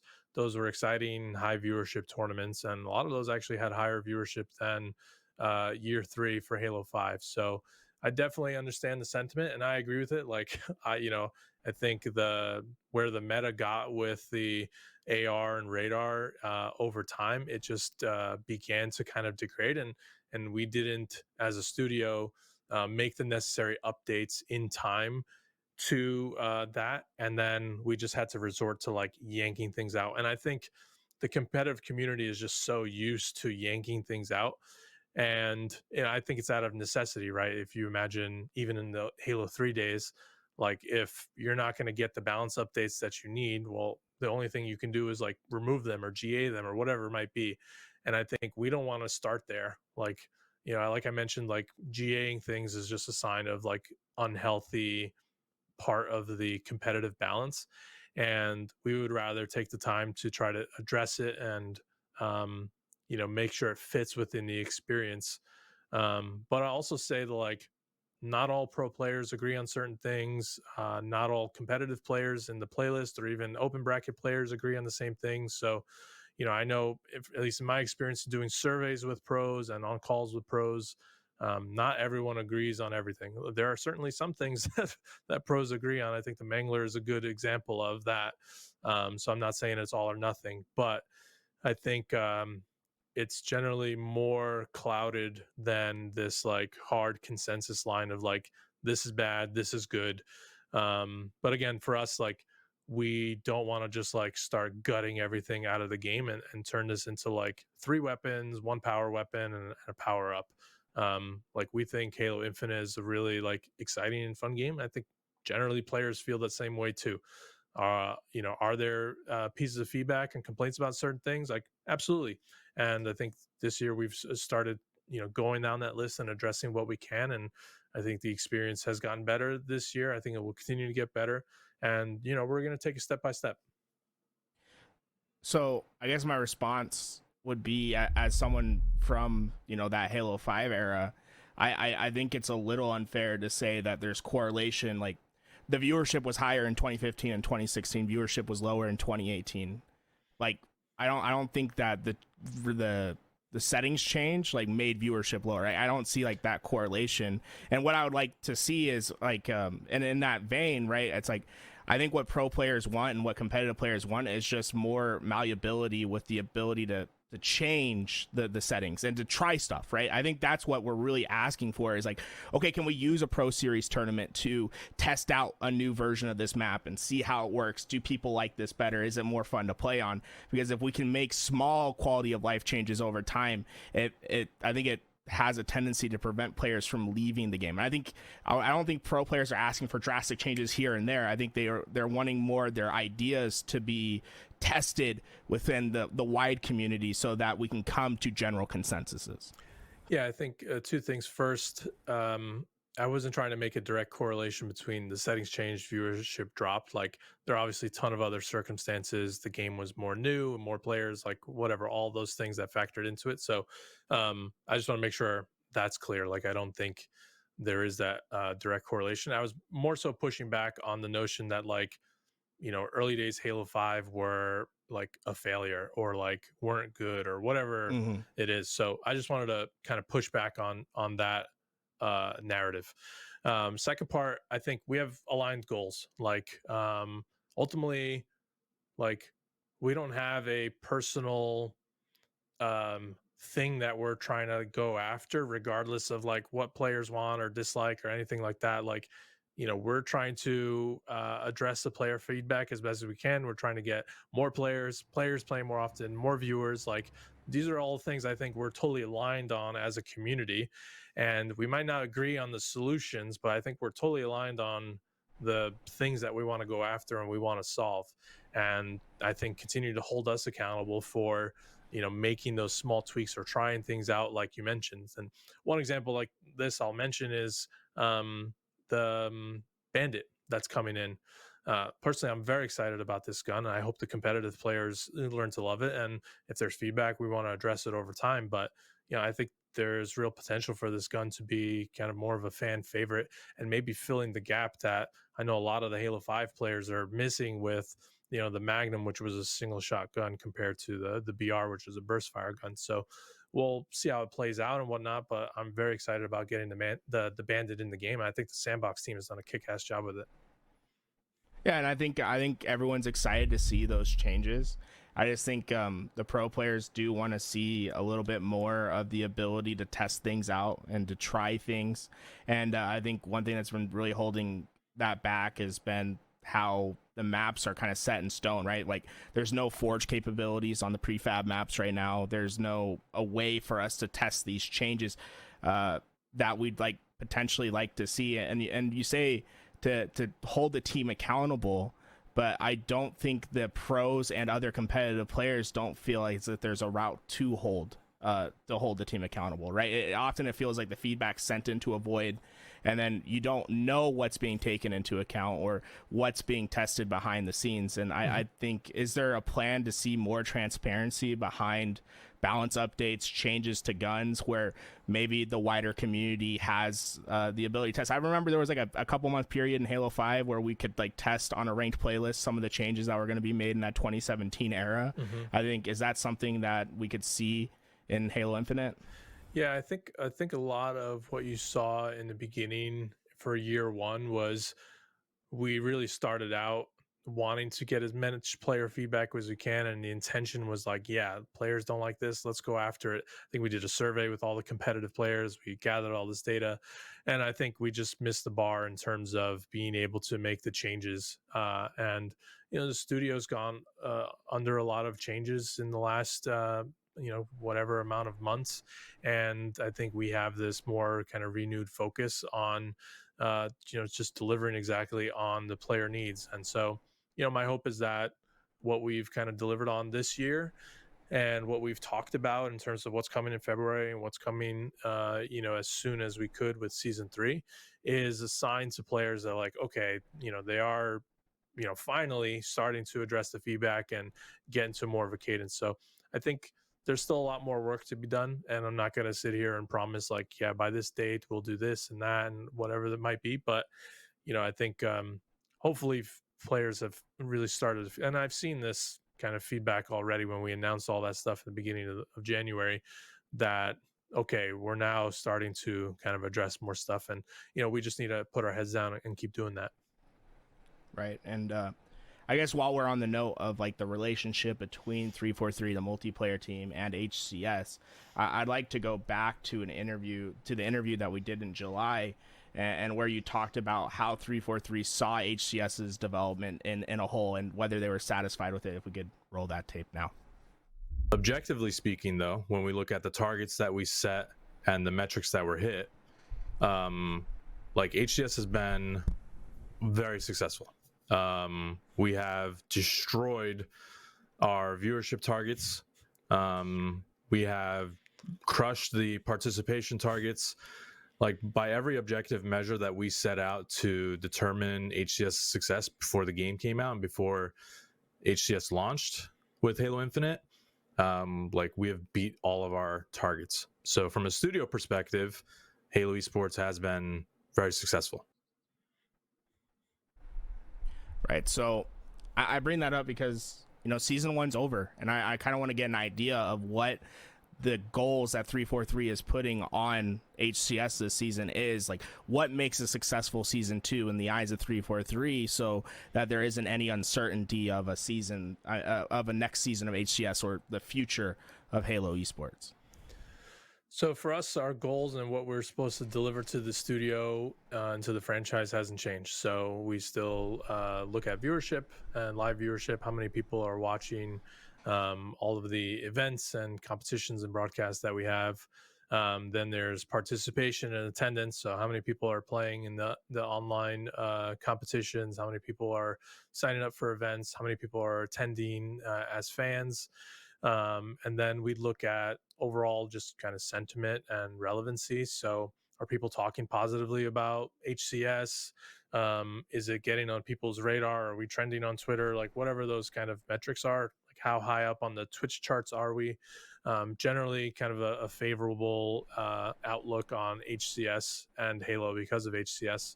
And then monetization is the other one. So obviously I talked about running a sustainable business for HCS. We work with sponsors to bring in revenue for the league. We also, and I'd say more importantly, focus on, you know, providing opportunities for teams to earn revenue. You know, they have the skins in the game. We've given them more opportunities in year 2 to earn more revenue. So, you know, ensuring that, you know, they're able to monetize and get revenue in the Halo ecosystem and make this a sustainable business for themselves as well are other things that we look at. So from a high level standpoint, you know, our goals haven't changed. What we're going after. Obviously, we're in year 2 of the game. Things are different than when we first launched, but you know, we think we have a roadmap that's going to be able to accomplish these goals, and you know, we want to continue to build on our successes from year 1.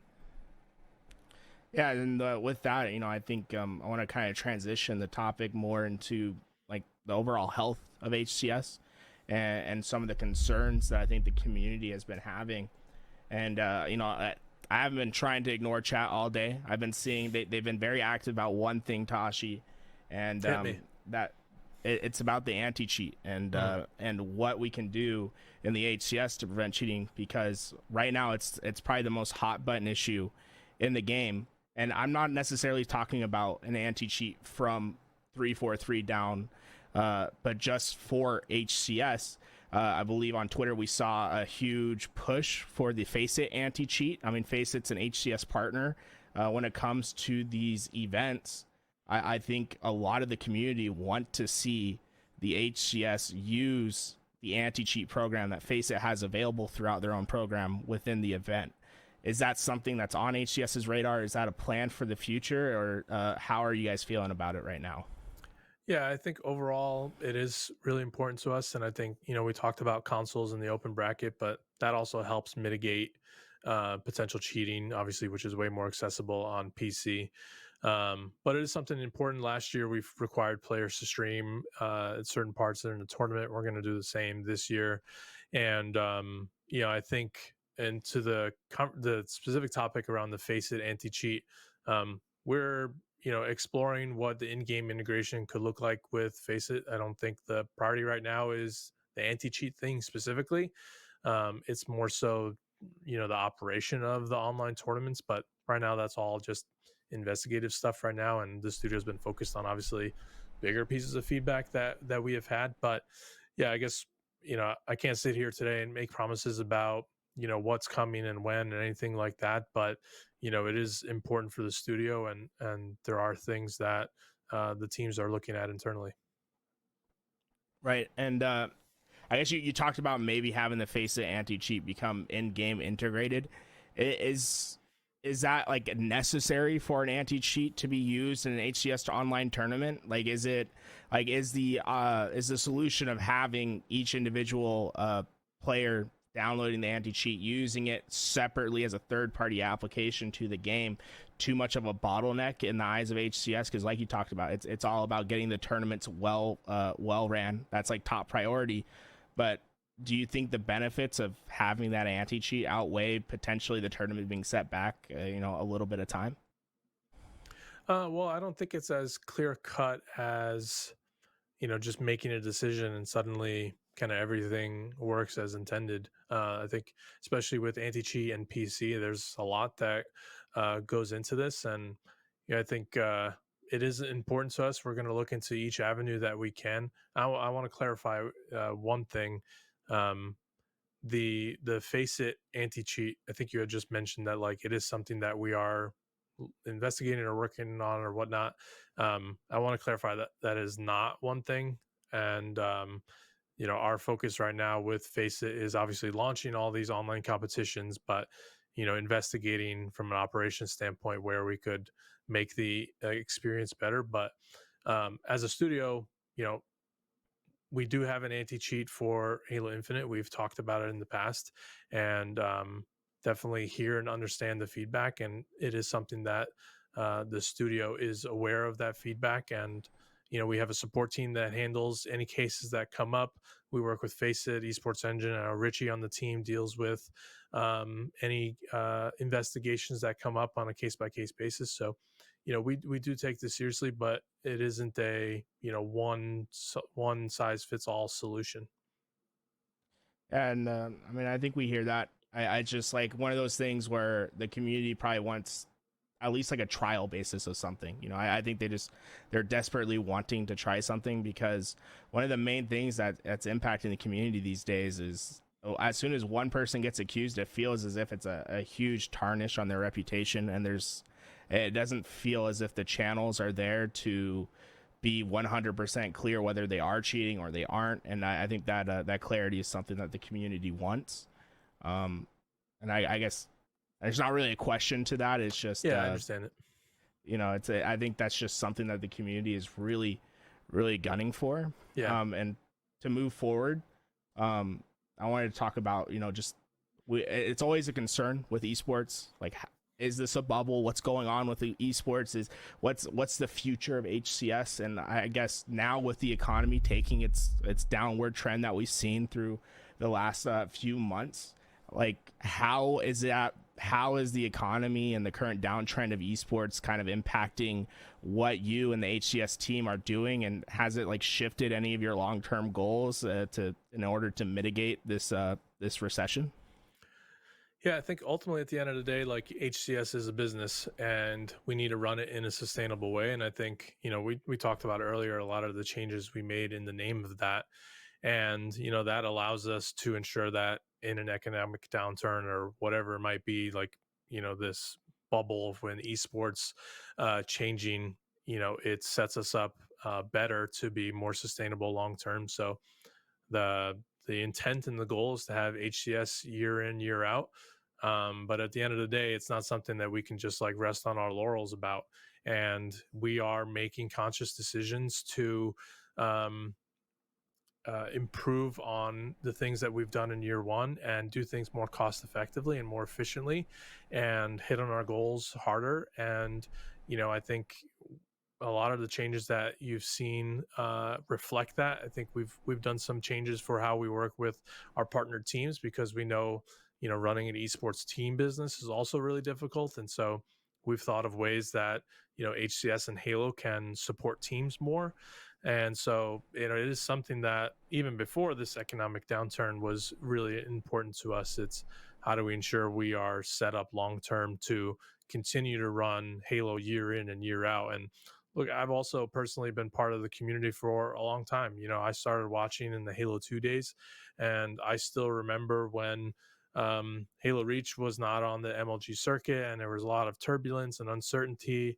And we've been part of this for like Halo 5. We had grassroots things as well. So like, I'm personally, it's very important that Halo is here kind of year in year out, and we're able to run the business in a way that allows us to do that, economic downturn or not.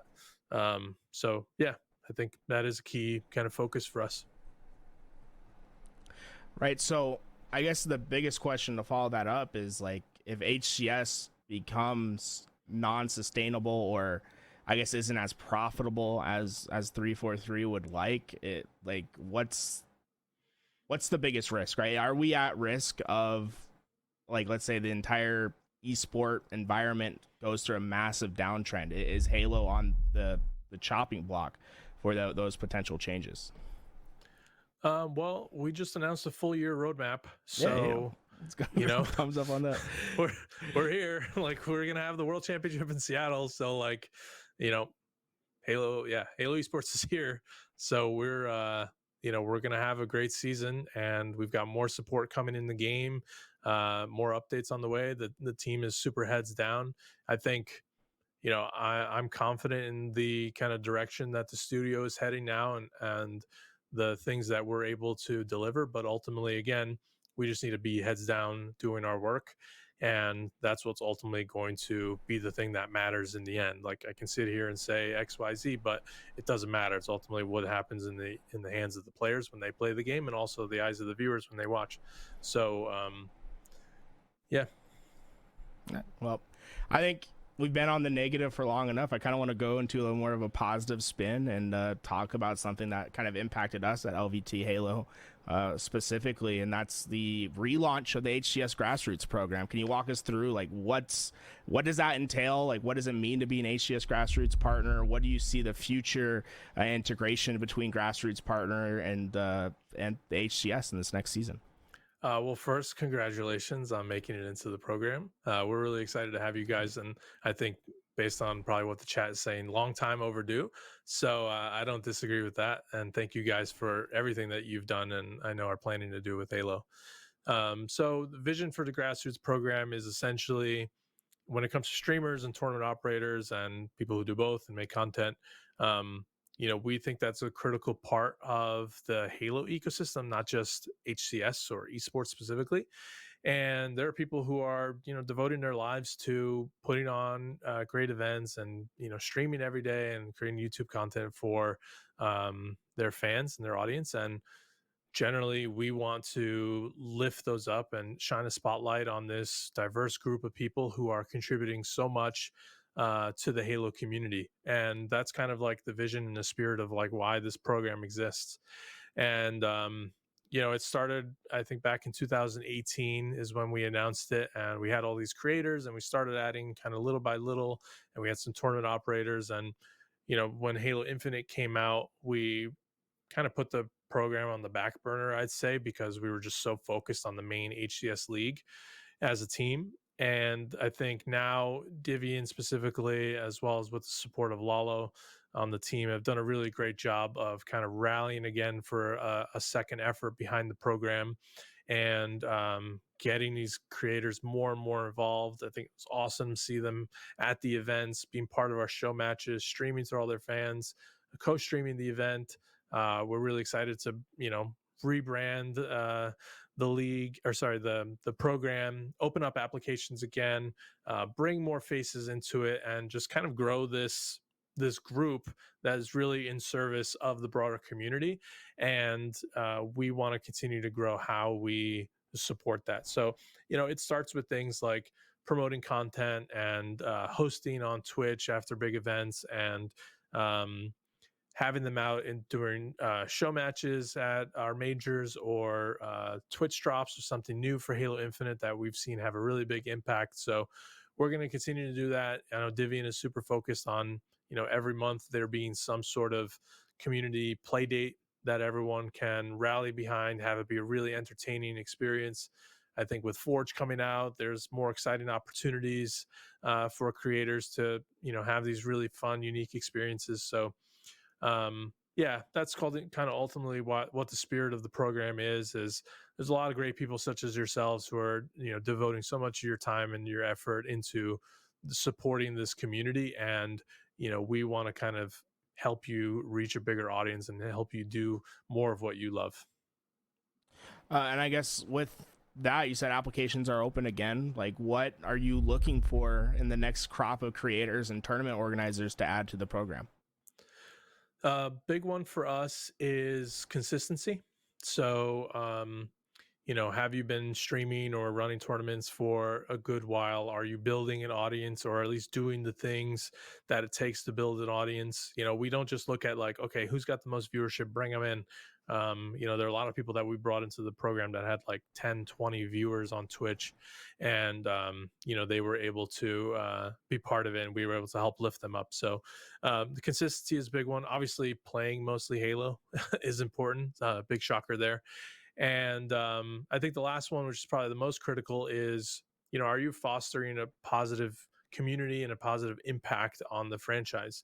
I think if what you do is, trying to tear down the community or tear down the game or tear down the studio, there's not really a place in the program for that. But if you're out there day in, day out, fostering a positive experience, I still remember the first time I went to Oath Stream to check it out. And it was like the most positive chat that I've ever been a part of. Everyone was so supportive of each other, cracking jokes and having fun and just like celebrating the game and celebrating Oath and everything that was going on. She was just such a perfect candidate for this. So, more kind of people like that are kind of what we're looking for in the community and for the program. Yeah, and I guess one of the biggest criticisms I've seen of the HCS grassroots program when it comes to the tournament organizer side is I get like lack of monetary support, right? I think there was a probably maybe a misconception or maybe something that that was mixed up along the way, where I think a lot of people expected if you were put into the tournament organizer HCS grassroots program that maybe prize pools would be paid for or there would be more active tournaments. I feel like that's really been the biggest downfall so far. Is I don't think, I shout out to, GT Halo, Australia Halo, SWAT Nation, and if I'm missing one, I'm sorry. I think I'm missing one, and I feel bad about it. But I Europa Halo, there we go. What kind of support are you expecting to see for these tournament organizers and the future tournament organizers that you're adding into the program, and to kind of mitigate some of that disappointment that we saw? Yeah, I think that's fair to say, especially when we launched.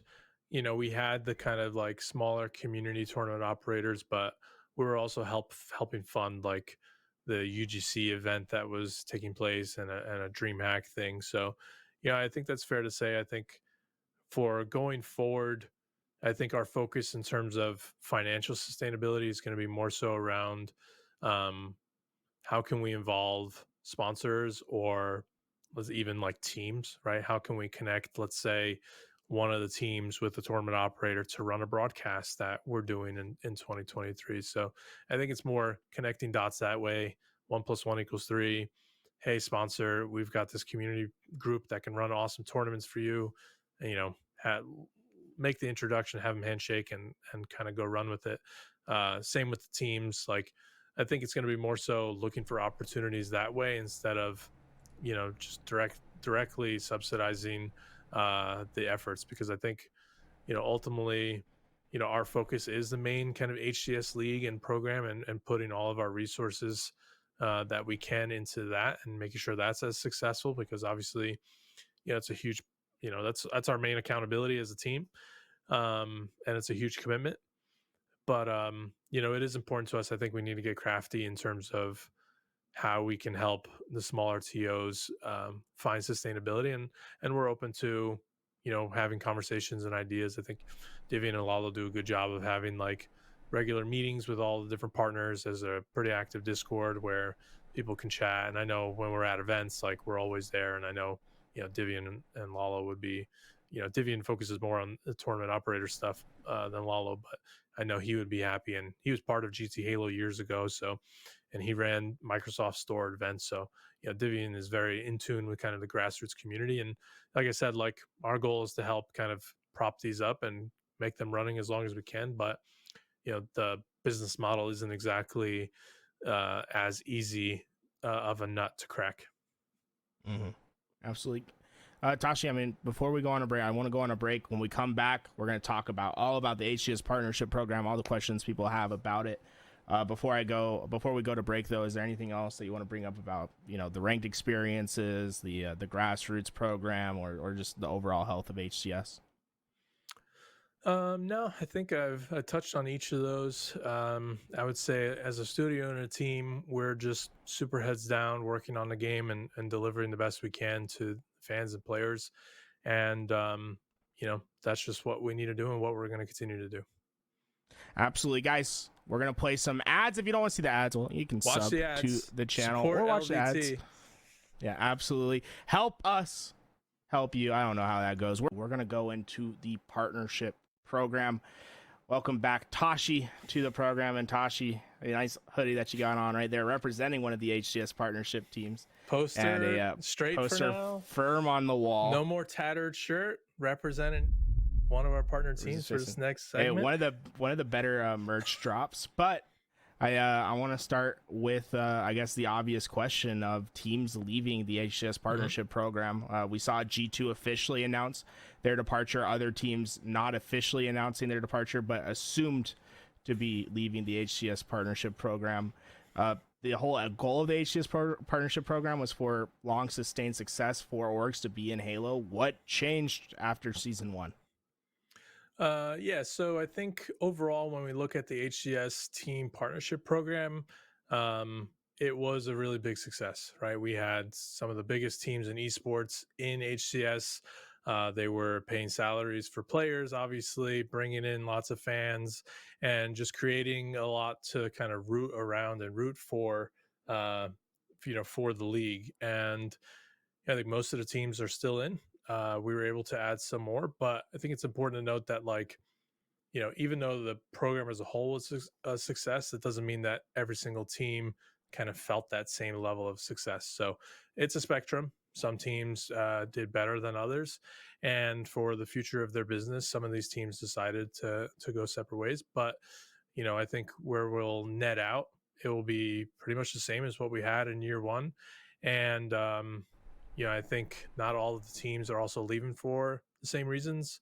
One in particular, like it seems like they may have left other games as well. So, esports team industry is a tough business, and we're committed to doing what we can to provide a good investment in Halo that will earn for the teams based on their goals and try to find financial sustainability. So I think we largely did that in year 1, and I think we have plans to do even more in year 2.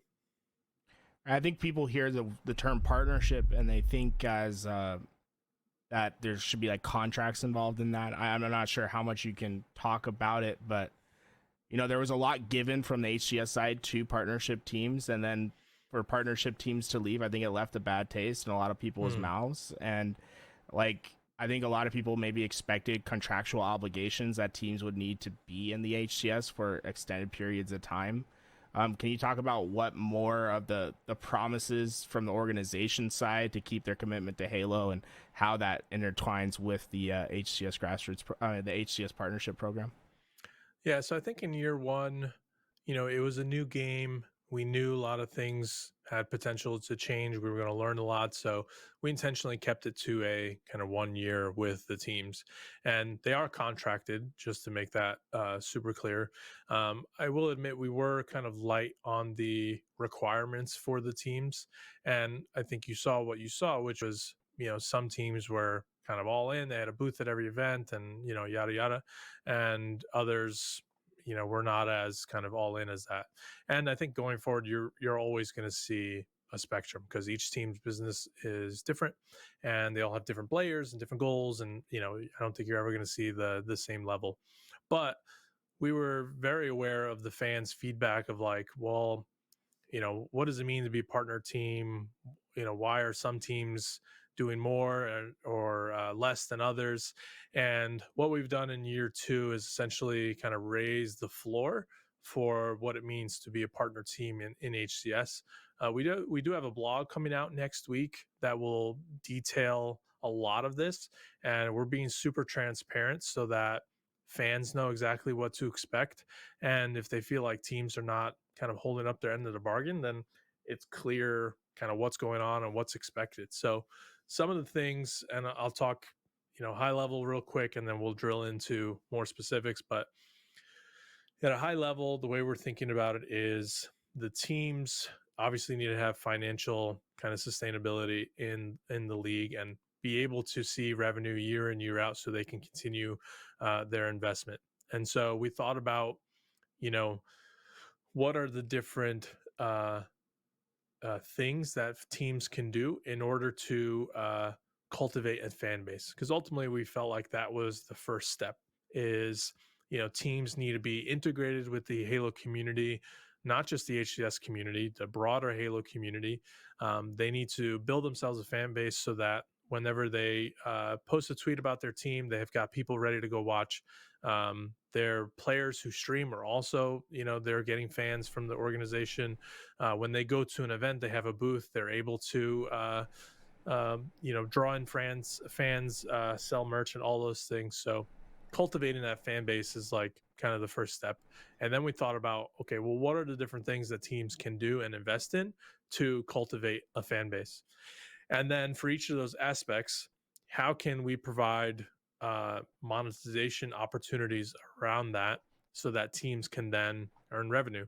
And some of that is, provided by us, and some of that would be provided by the broader ecosystem, aka fans. And so then those particular things have been kind of injected into the agreement, and the blog will kind of detail more, but some of the things that you can expect are like tournaments and broadcasts. So the teams are going to be required to do some amount of tournaments, and they can be hardcore 4v4 tournaments, they can be FFA tournaments, they can be 2v2, 1v1, they can be streamer events, they could be really anything. We're not putting any kind of restrictions on a format perspective. And really the ask is that there's content and kind of fan engagement there. And in terms of monetization, we give the teams basically free reign in terms of sponsorships and how they monetize off of that broadcast. And so if they have a sponsor that conflicts with the league and they want to use that sponsor for that tournament, they can go for it. Even like the quadrant and phase ones that we announced, they have full sponsorship reign over that. We're not taking any of the revenue. We're essentially just requiring that they put in the investment and effort to build this product that will garner a fan base and hopefully money as well.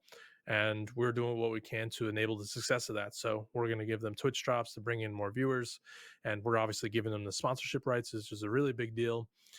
So that's one of the components. And there are others, including merchandise rights and, doing rev share on that. Obviously, there's the in-game skins, which was kind of the hero of the program in year 1. It will continue to be a really big component. I'm excited to say that we'll have 4 bundles for each team in year 2 rather than the 3 in year 1. We'll still have the champions bundle that will rev share with the team that wins the world championship. So a lot of people bought the laurels right when Worlds ended. That was rev shared with Optic. We'll do something like that for year 2. So there are kind of components of that. And I think long story short is you can expect a minimum bar from each of the teams, and they have the opportunity and, definitely the desire to take that to another level. And, our hope is that they have a bunch of diverse income streams from Halo that then allows them to continue to invest year in, year out. And we took a big leap with also the events that we're doing with Optic and SSG. And, we hope to continue that going forward as well. So the teams are, a really critical part of the program. To push on some of the promises that you were talking about, right? The tournaments coming into this next season.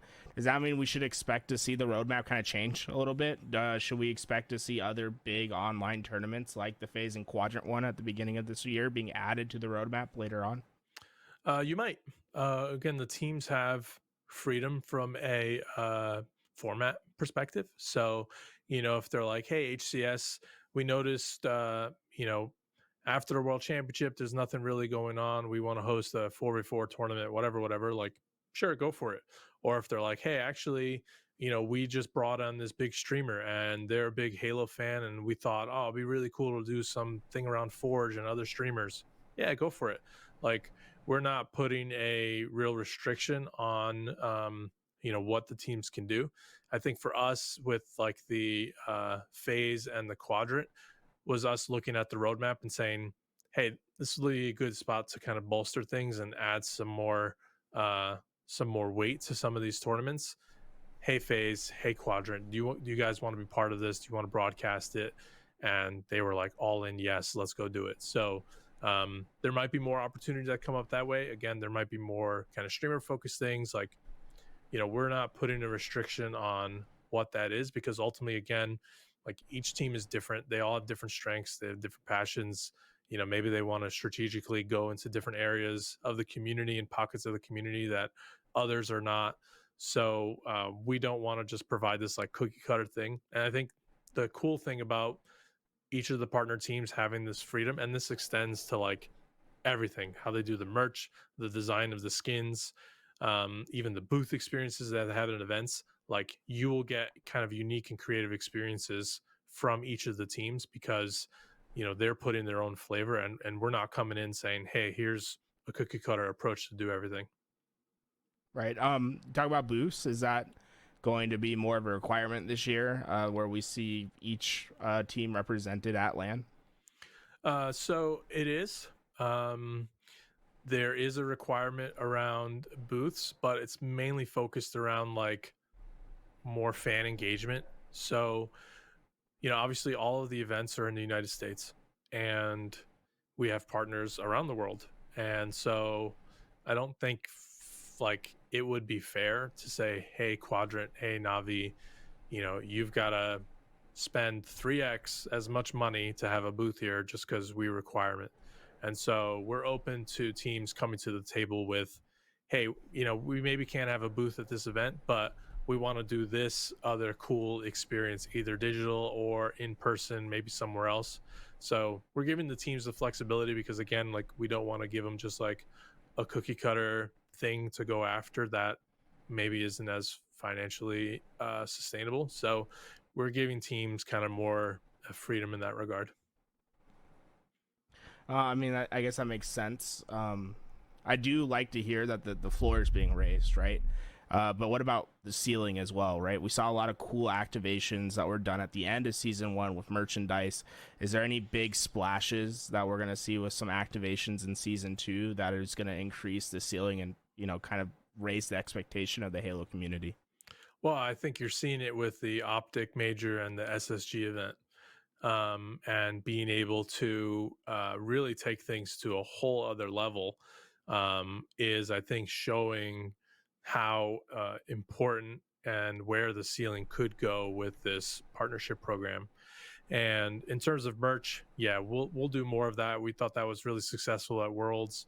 The teams, I think, earned a good amount of revenue, and we want to give more opportunities around there.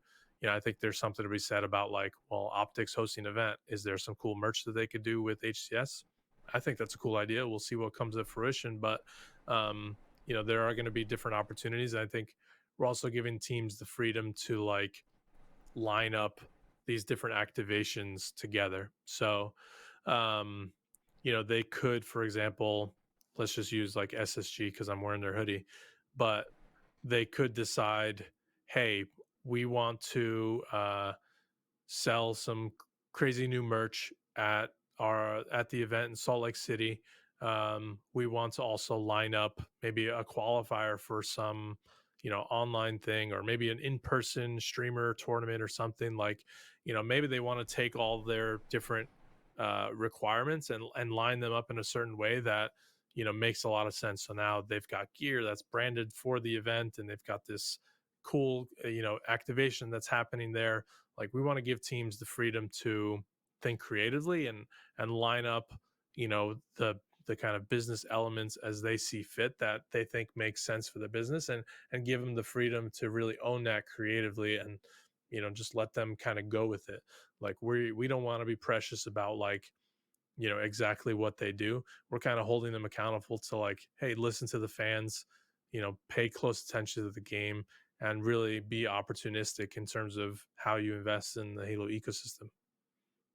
There's a lot of orgs that are kind of on the outside looking in, wanting to become partnership ready, like G1, Native, are a couple that come to my mind. Shopify Rebellion being one of those orgs. And I think we've seen a huge departure of teams after they didn't get partnership in season one. What's your piece of advice? What do you want to see from orgs coming up this next season for them to be admitted into the HCS partnership program?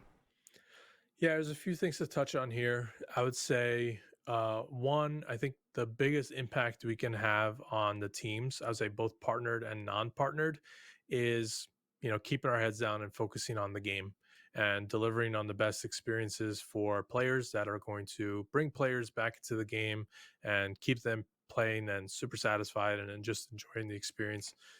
That's ultimately, the game is at the center of this entire thing, and so that's where we'll have the biggest impact. In terms of the partnership program and where we're looking at for future applications, right now we're going to take a kind of wait and see approach. We want the season to play out more. We obviously have more work on the game to do and more updates that are going to be coming out. We want to see how all those perform, and then we'll make a decision later in the season on, hey, is this the right time to open up applications again? It's really important for us that like the teams in the partnership program find success before we just kind of like blast it out open to everybody. And I think the last thing I'll mention is for teams that are kind of out on the outside hoping to get in, I think it's important to keep a lens of what can I do for the Halo ecosystem versus what can Halo do for me. And that kind of mindset shift is, I think, what you see in the teams that we have partnered today. And I still remember talking to folks like Quadrant and Complexity when we were doing the applications, and that was like something like very clear and resounding. And when we bring new ideas to them now, they're kind of all in and they bring stuff to us. So I'm not saying the partner teams that didn't get in don't have that, because obviously there were only a few slots available anyway, so we had to make those hard decisions. But to answer your question directly, what advice would I give to teams on the outside? Yeah, I would think about what can I bring to the Halo ecosystem more than just fielding a roster. What kind of value can I bring to the Halo fans and Halo Esports fans? And I think that will kind of open up opportunities and ideas and different activations and things that will put you in a good place to get into future partnership openings. But again, we're not going to get to a place where we're just going to like overnight go from like 8 to 16 and like, okay, all of you come in. So it's going to be a fight, and you're going to have to beat out the other teams if you want to get in. You talked about there being 4 drops this year for current partnered teams. When can we expect the first drop to land? Sorry, what drops? Not drops, or skins. Oh, I thought you said Forge. Sorry, you said 4. No, number 4. Like there's 4 skin drops right this year. Yeah. So when should we expect the first one? And then what's the timeline on the next ones coming through? So we'll share the timeline for the rest coming through, but the first one will be season 3. We're going to, and that's March 7th, by the way. And then I'm going to tease some stuff for Charlotte, if you'll allow me. We are going to reveal them all at Charlotte. And, if you're in attendance, maybe you'll get a chance to play season 3 before everybody else. So just saying, Charlotte is going to be a pretty awesome event to attend. And if you're watching at home, maybe there's going to be some cool stuff to watch about season 3. So we're excited about season 3, and, it'll be part of the Charlotte experience through and through. But yeah, to answer your question, March 7th, season 3, first team bundle. I'd love to see that. Hope that we can see some more at Charlotte. They look insane, by the way. Hey, I'm happy for it. Is it cross core compatible again? Like, can I put it on everything, Tashi? Well, you'll be able to like customize it like you were with the playoff bundles. So if you want to Okay. like put a different helmet on or shoulder piece or whatever. But I think the thing that I'm most excited about is we've given teams more tools to customize them. Shout out. So the teams are able to include like new patterns. So you'll see more of their brand come through in the items, which is really cool. So um, that will continue. I'm not gonna talk about what's coming down the line right now. There'll be a time and place for that, but we're excited for this first bundle. Hey, if I was gonna give you my one suggestion, Hit me. Tashi, I team skin, like partnership skins for drops. You know what I'm saying? Specific skins that are made for drops for their big events. That way, the casual fan who's not really that into it, they see the drop, they get it, then all of a sudden they're like, "Damn, I'm an Optic fan now because I got this Optic skin that I got for free for watching Twitch." I'm just saying, I'm putting it out there. I'm putting it all out there. That's a cool idea. Yeah, you know what I'm saying? Hey, my line's up. If 343 is ever looking for a consultant, I have an exorbitant fee ready to go, Tashi. Sorry, you're breaking up. I didn't hear any of that. I'm so sorry. We'll have to talk about it at a later date. The one thing that I did want to bring up, when it comes to new organizations coming in, is regional representation, right? So we see EU in North America. We haven't seen any partner teams from Australia or Mexico, and this was a huge question that a lot of the Mexican competitors were DMing me. Was visas have been a huge issue for them, finding money for orgs to help fund their way to North American tournaments. I think there's a lot of uncertainty in that region. They were really hoping for a land. That's not going to happen this season.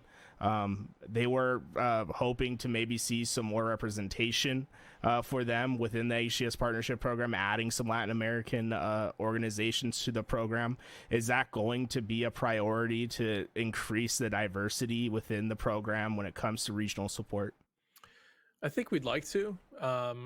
We made a conscious effort to look at Europe and wanting to bolster that further.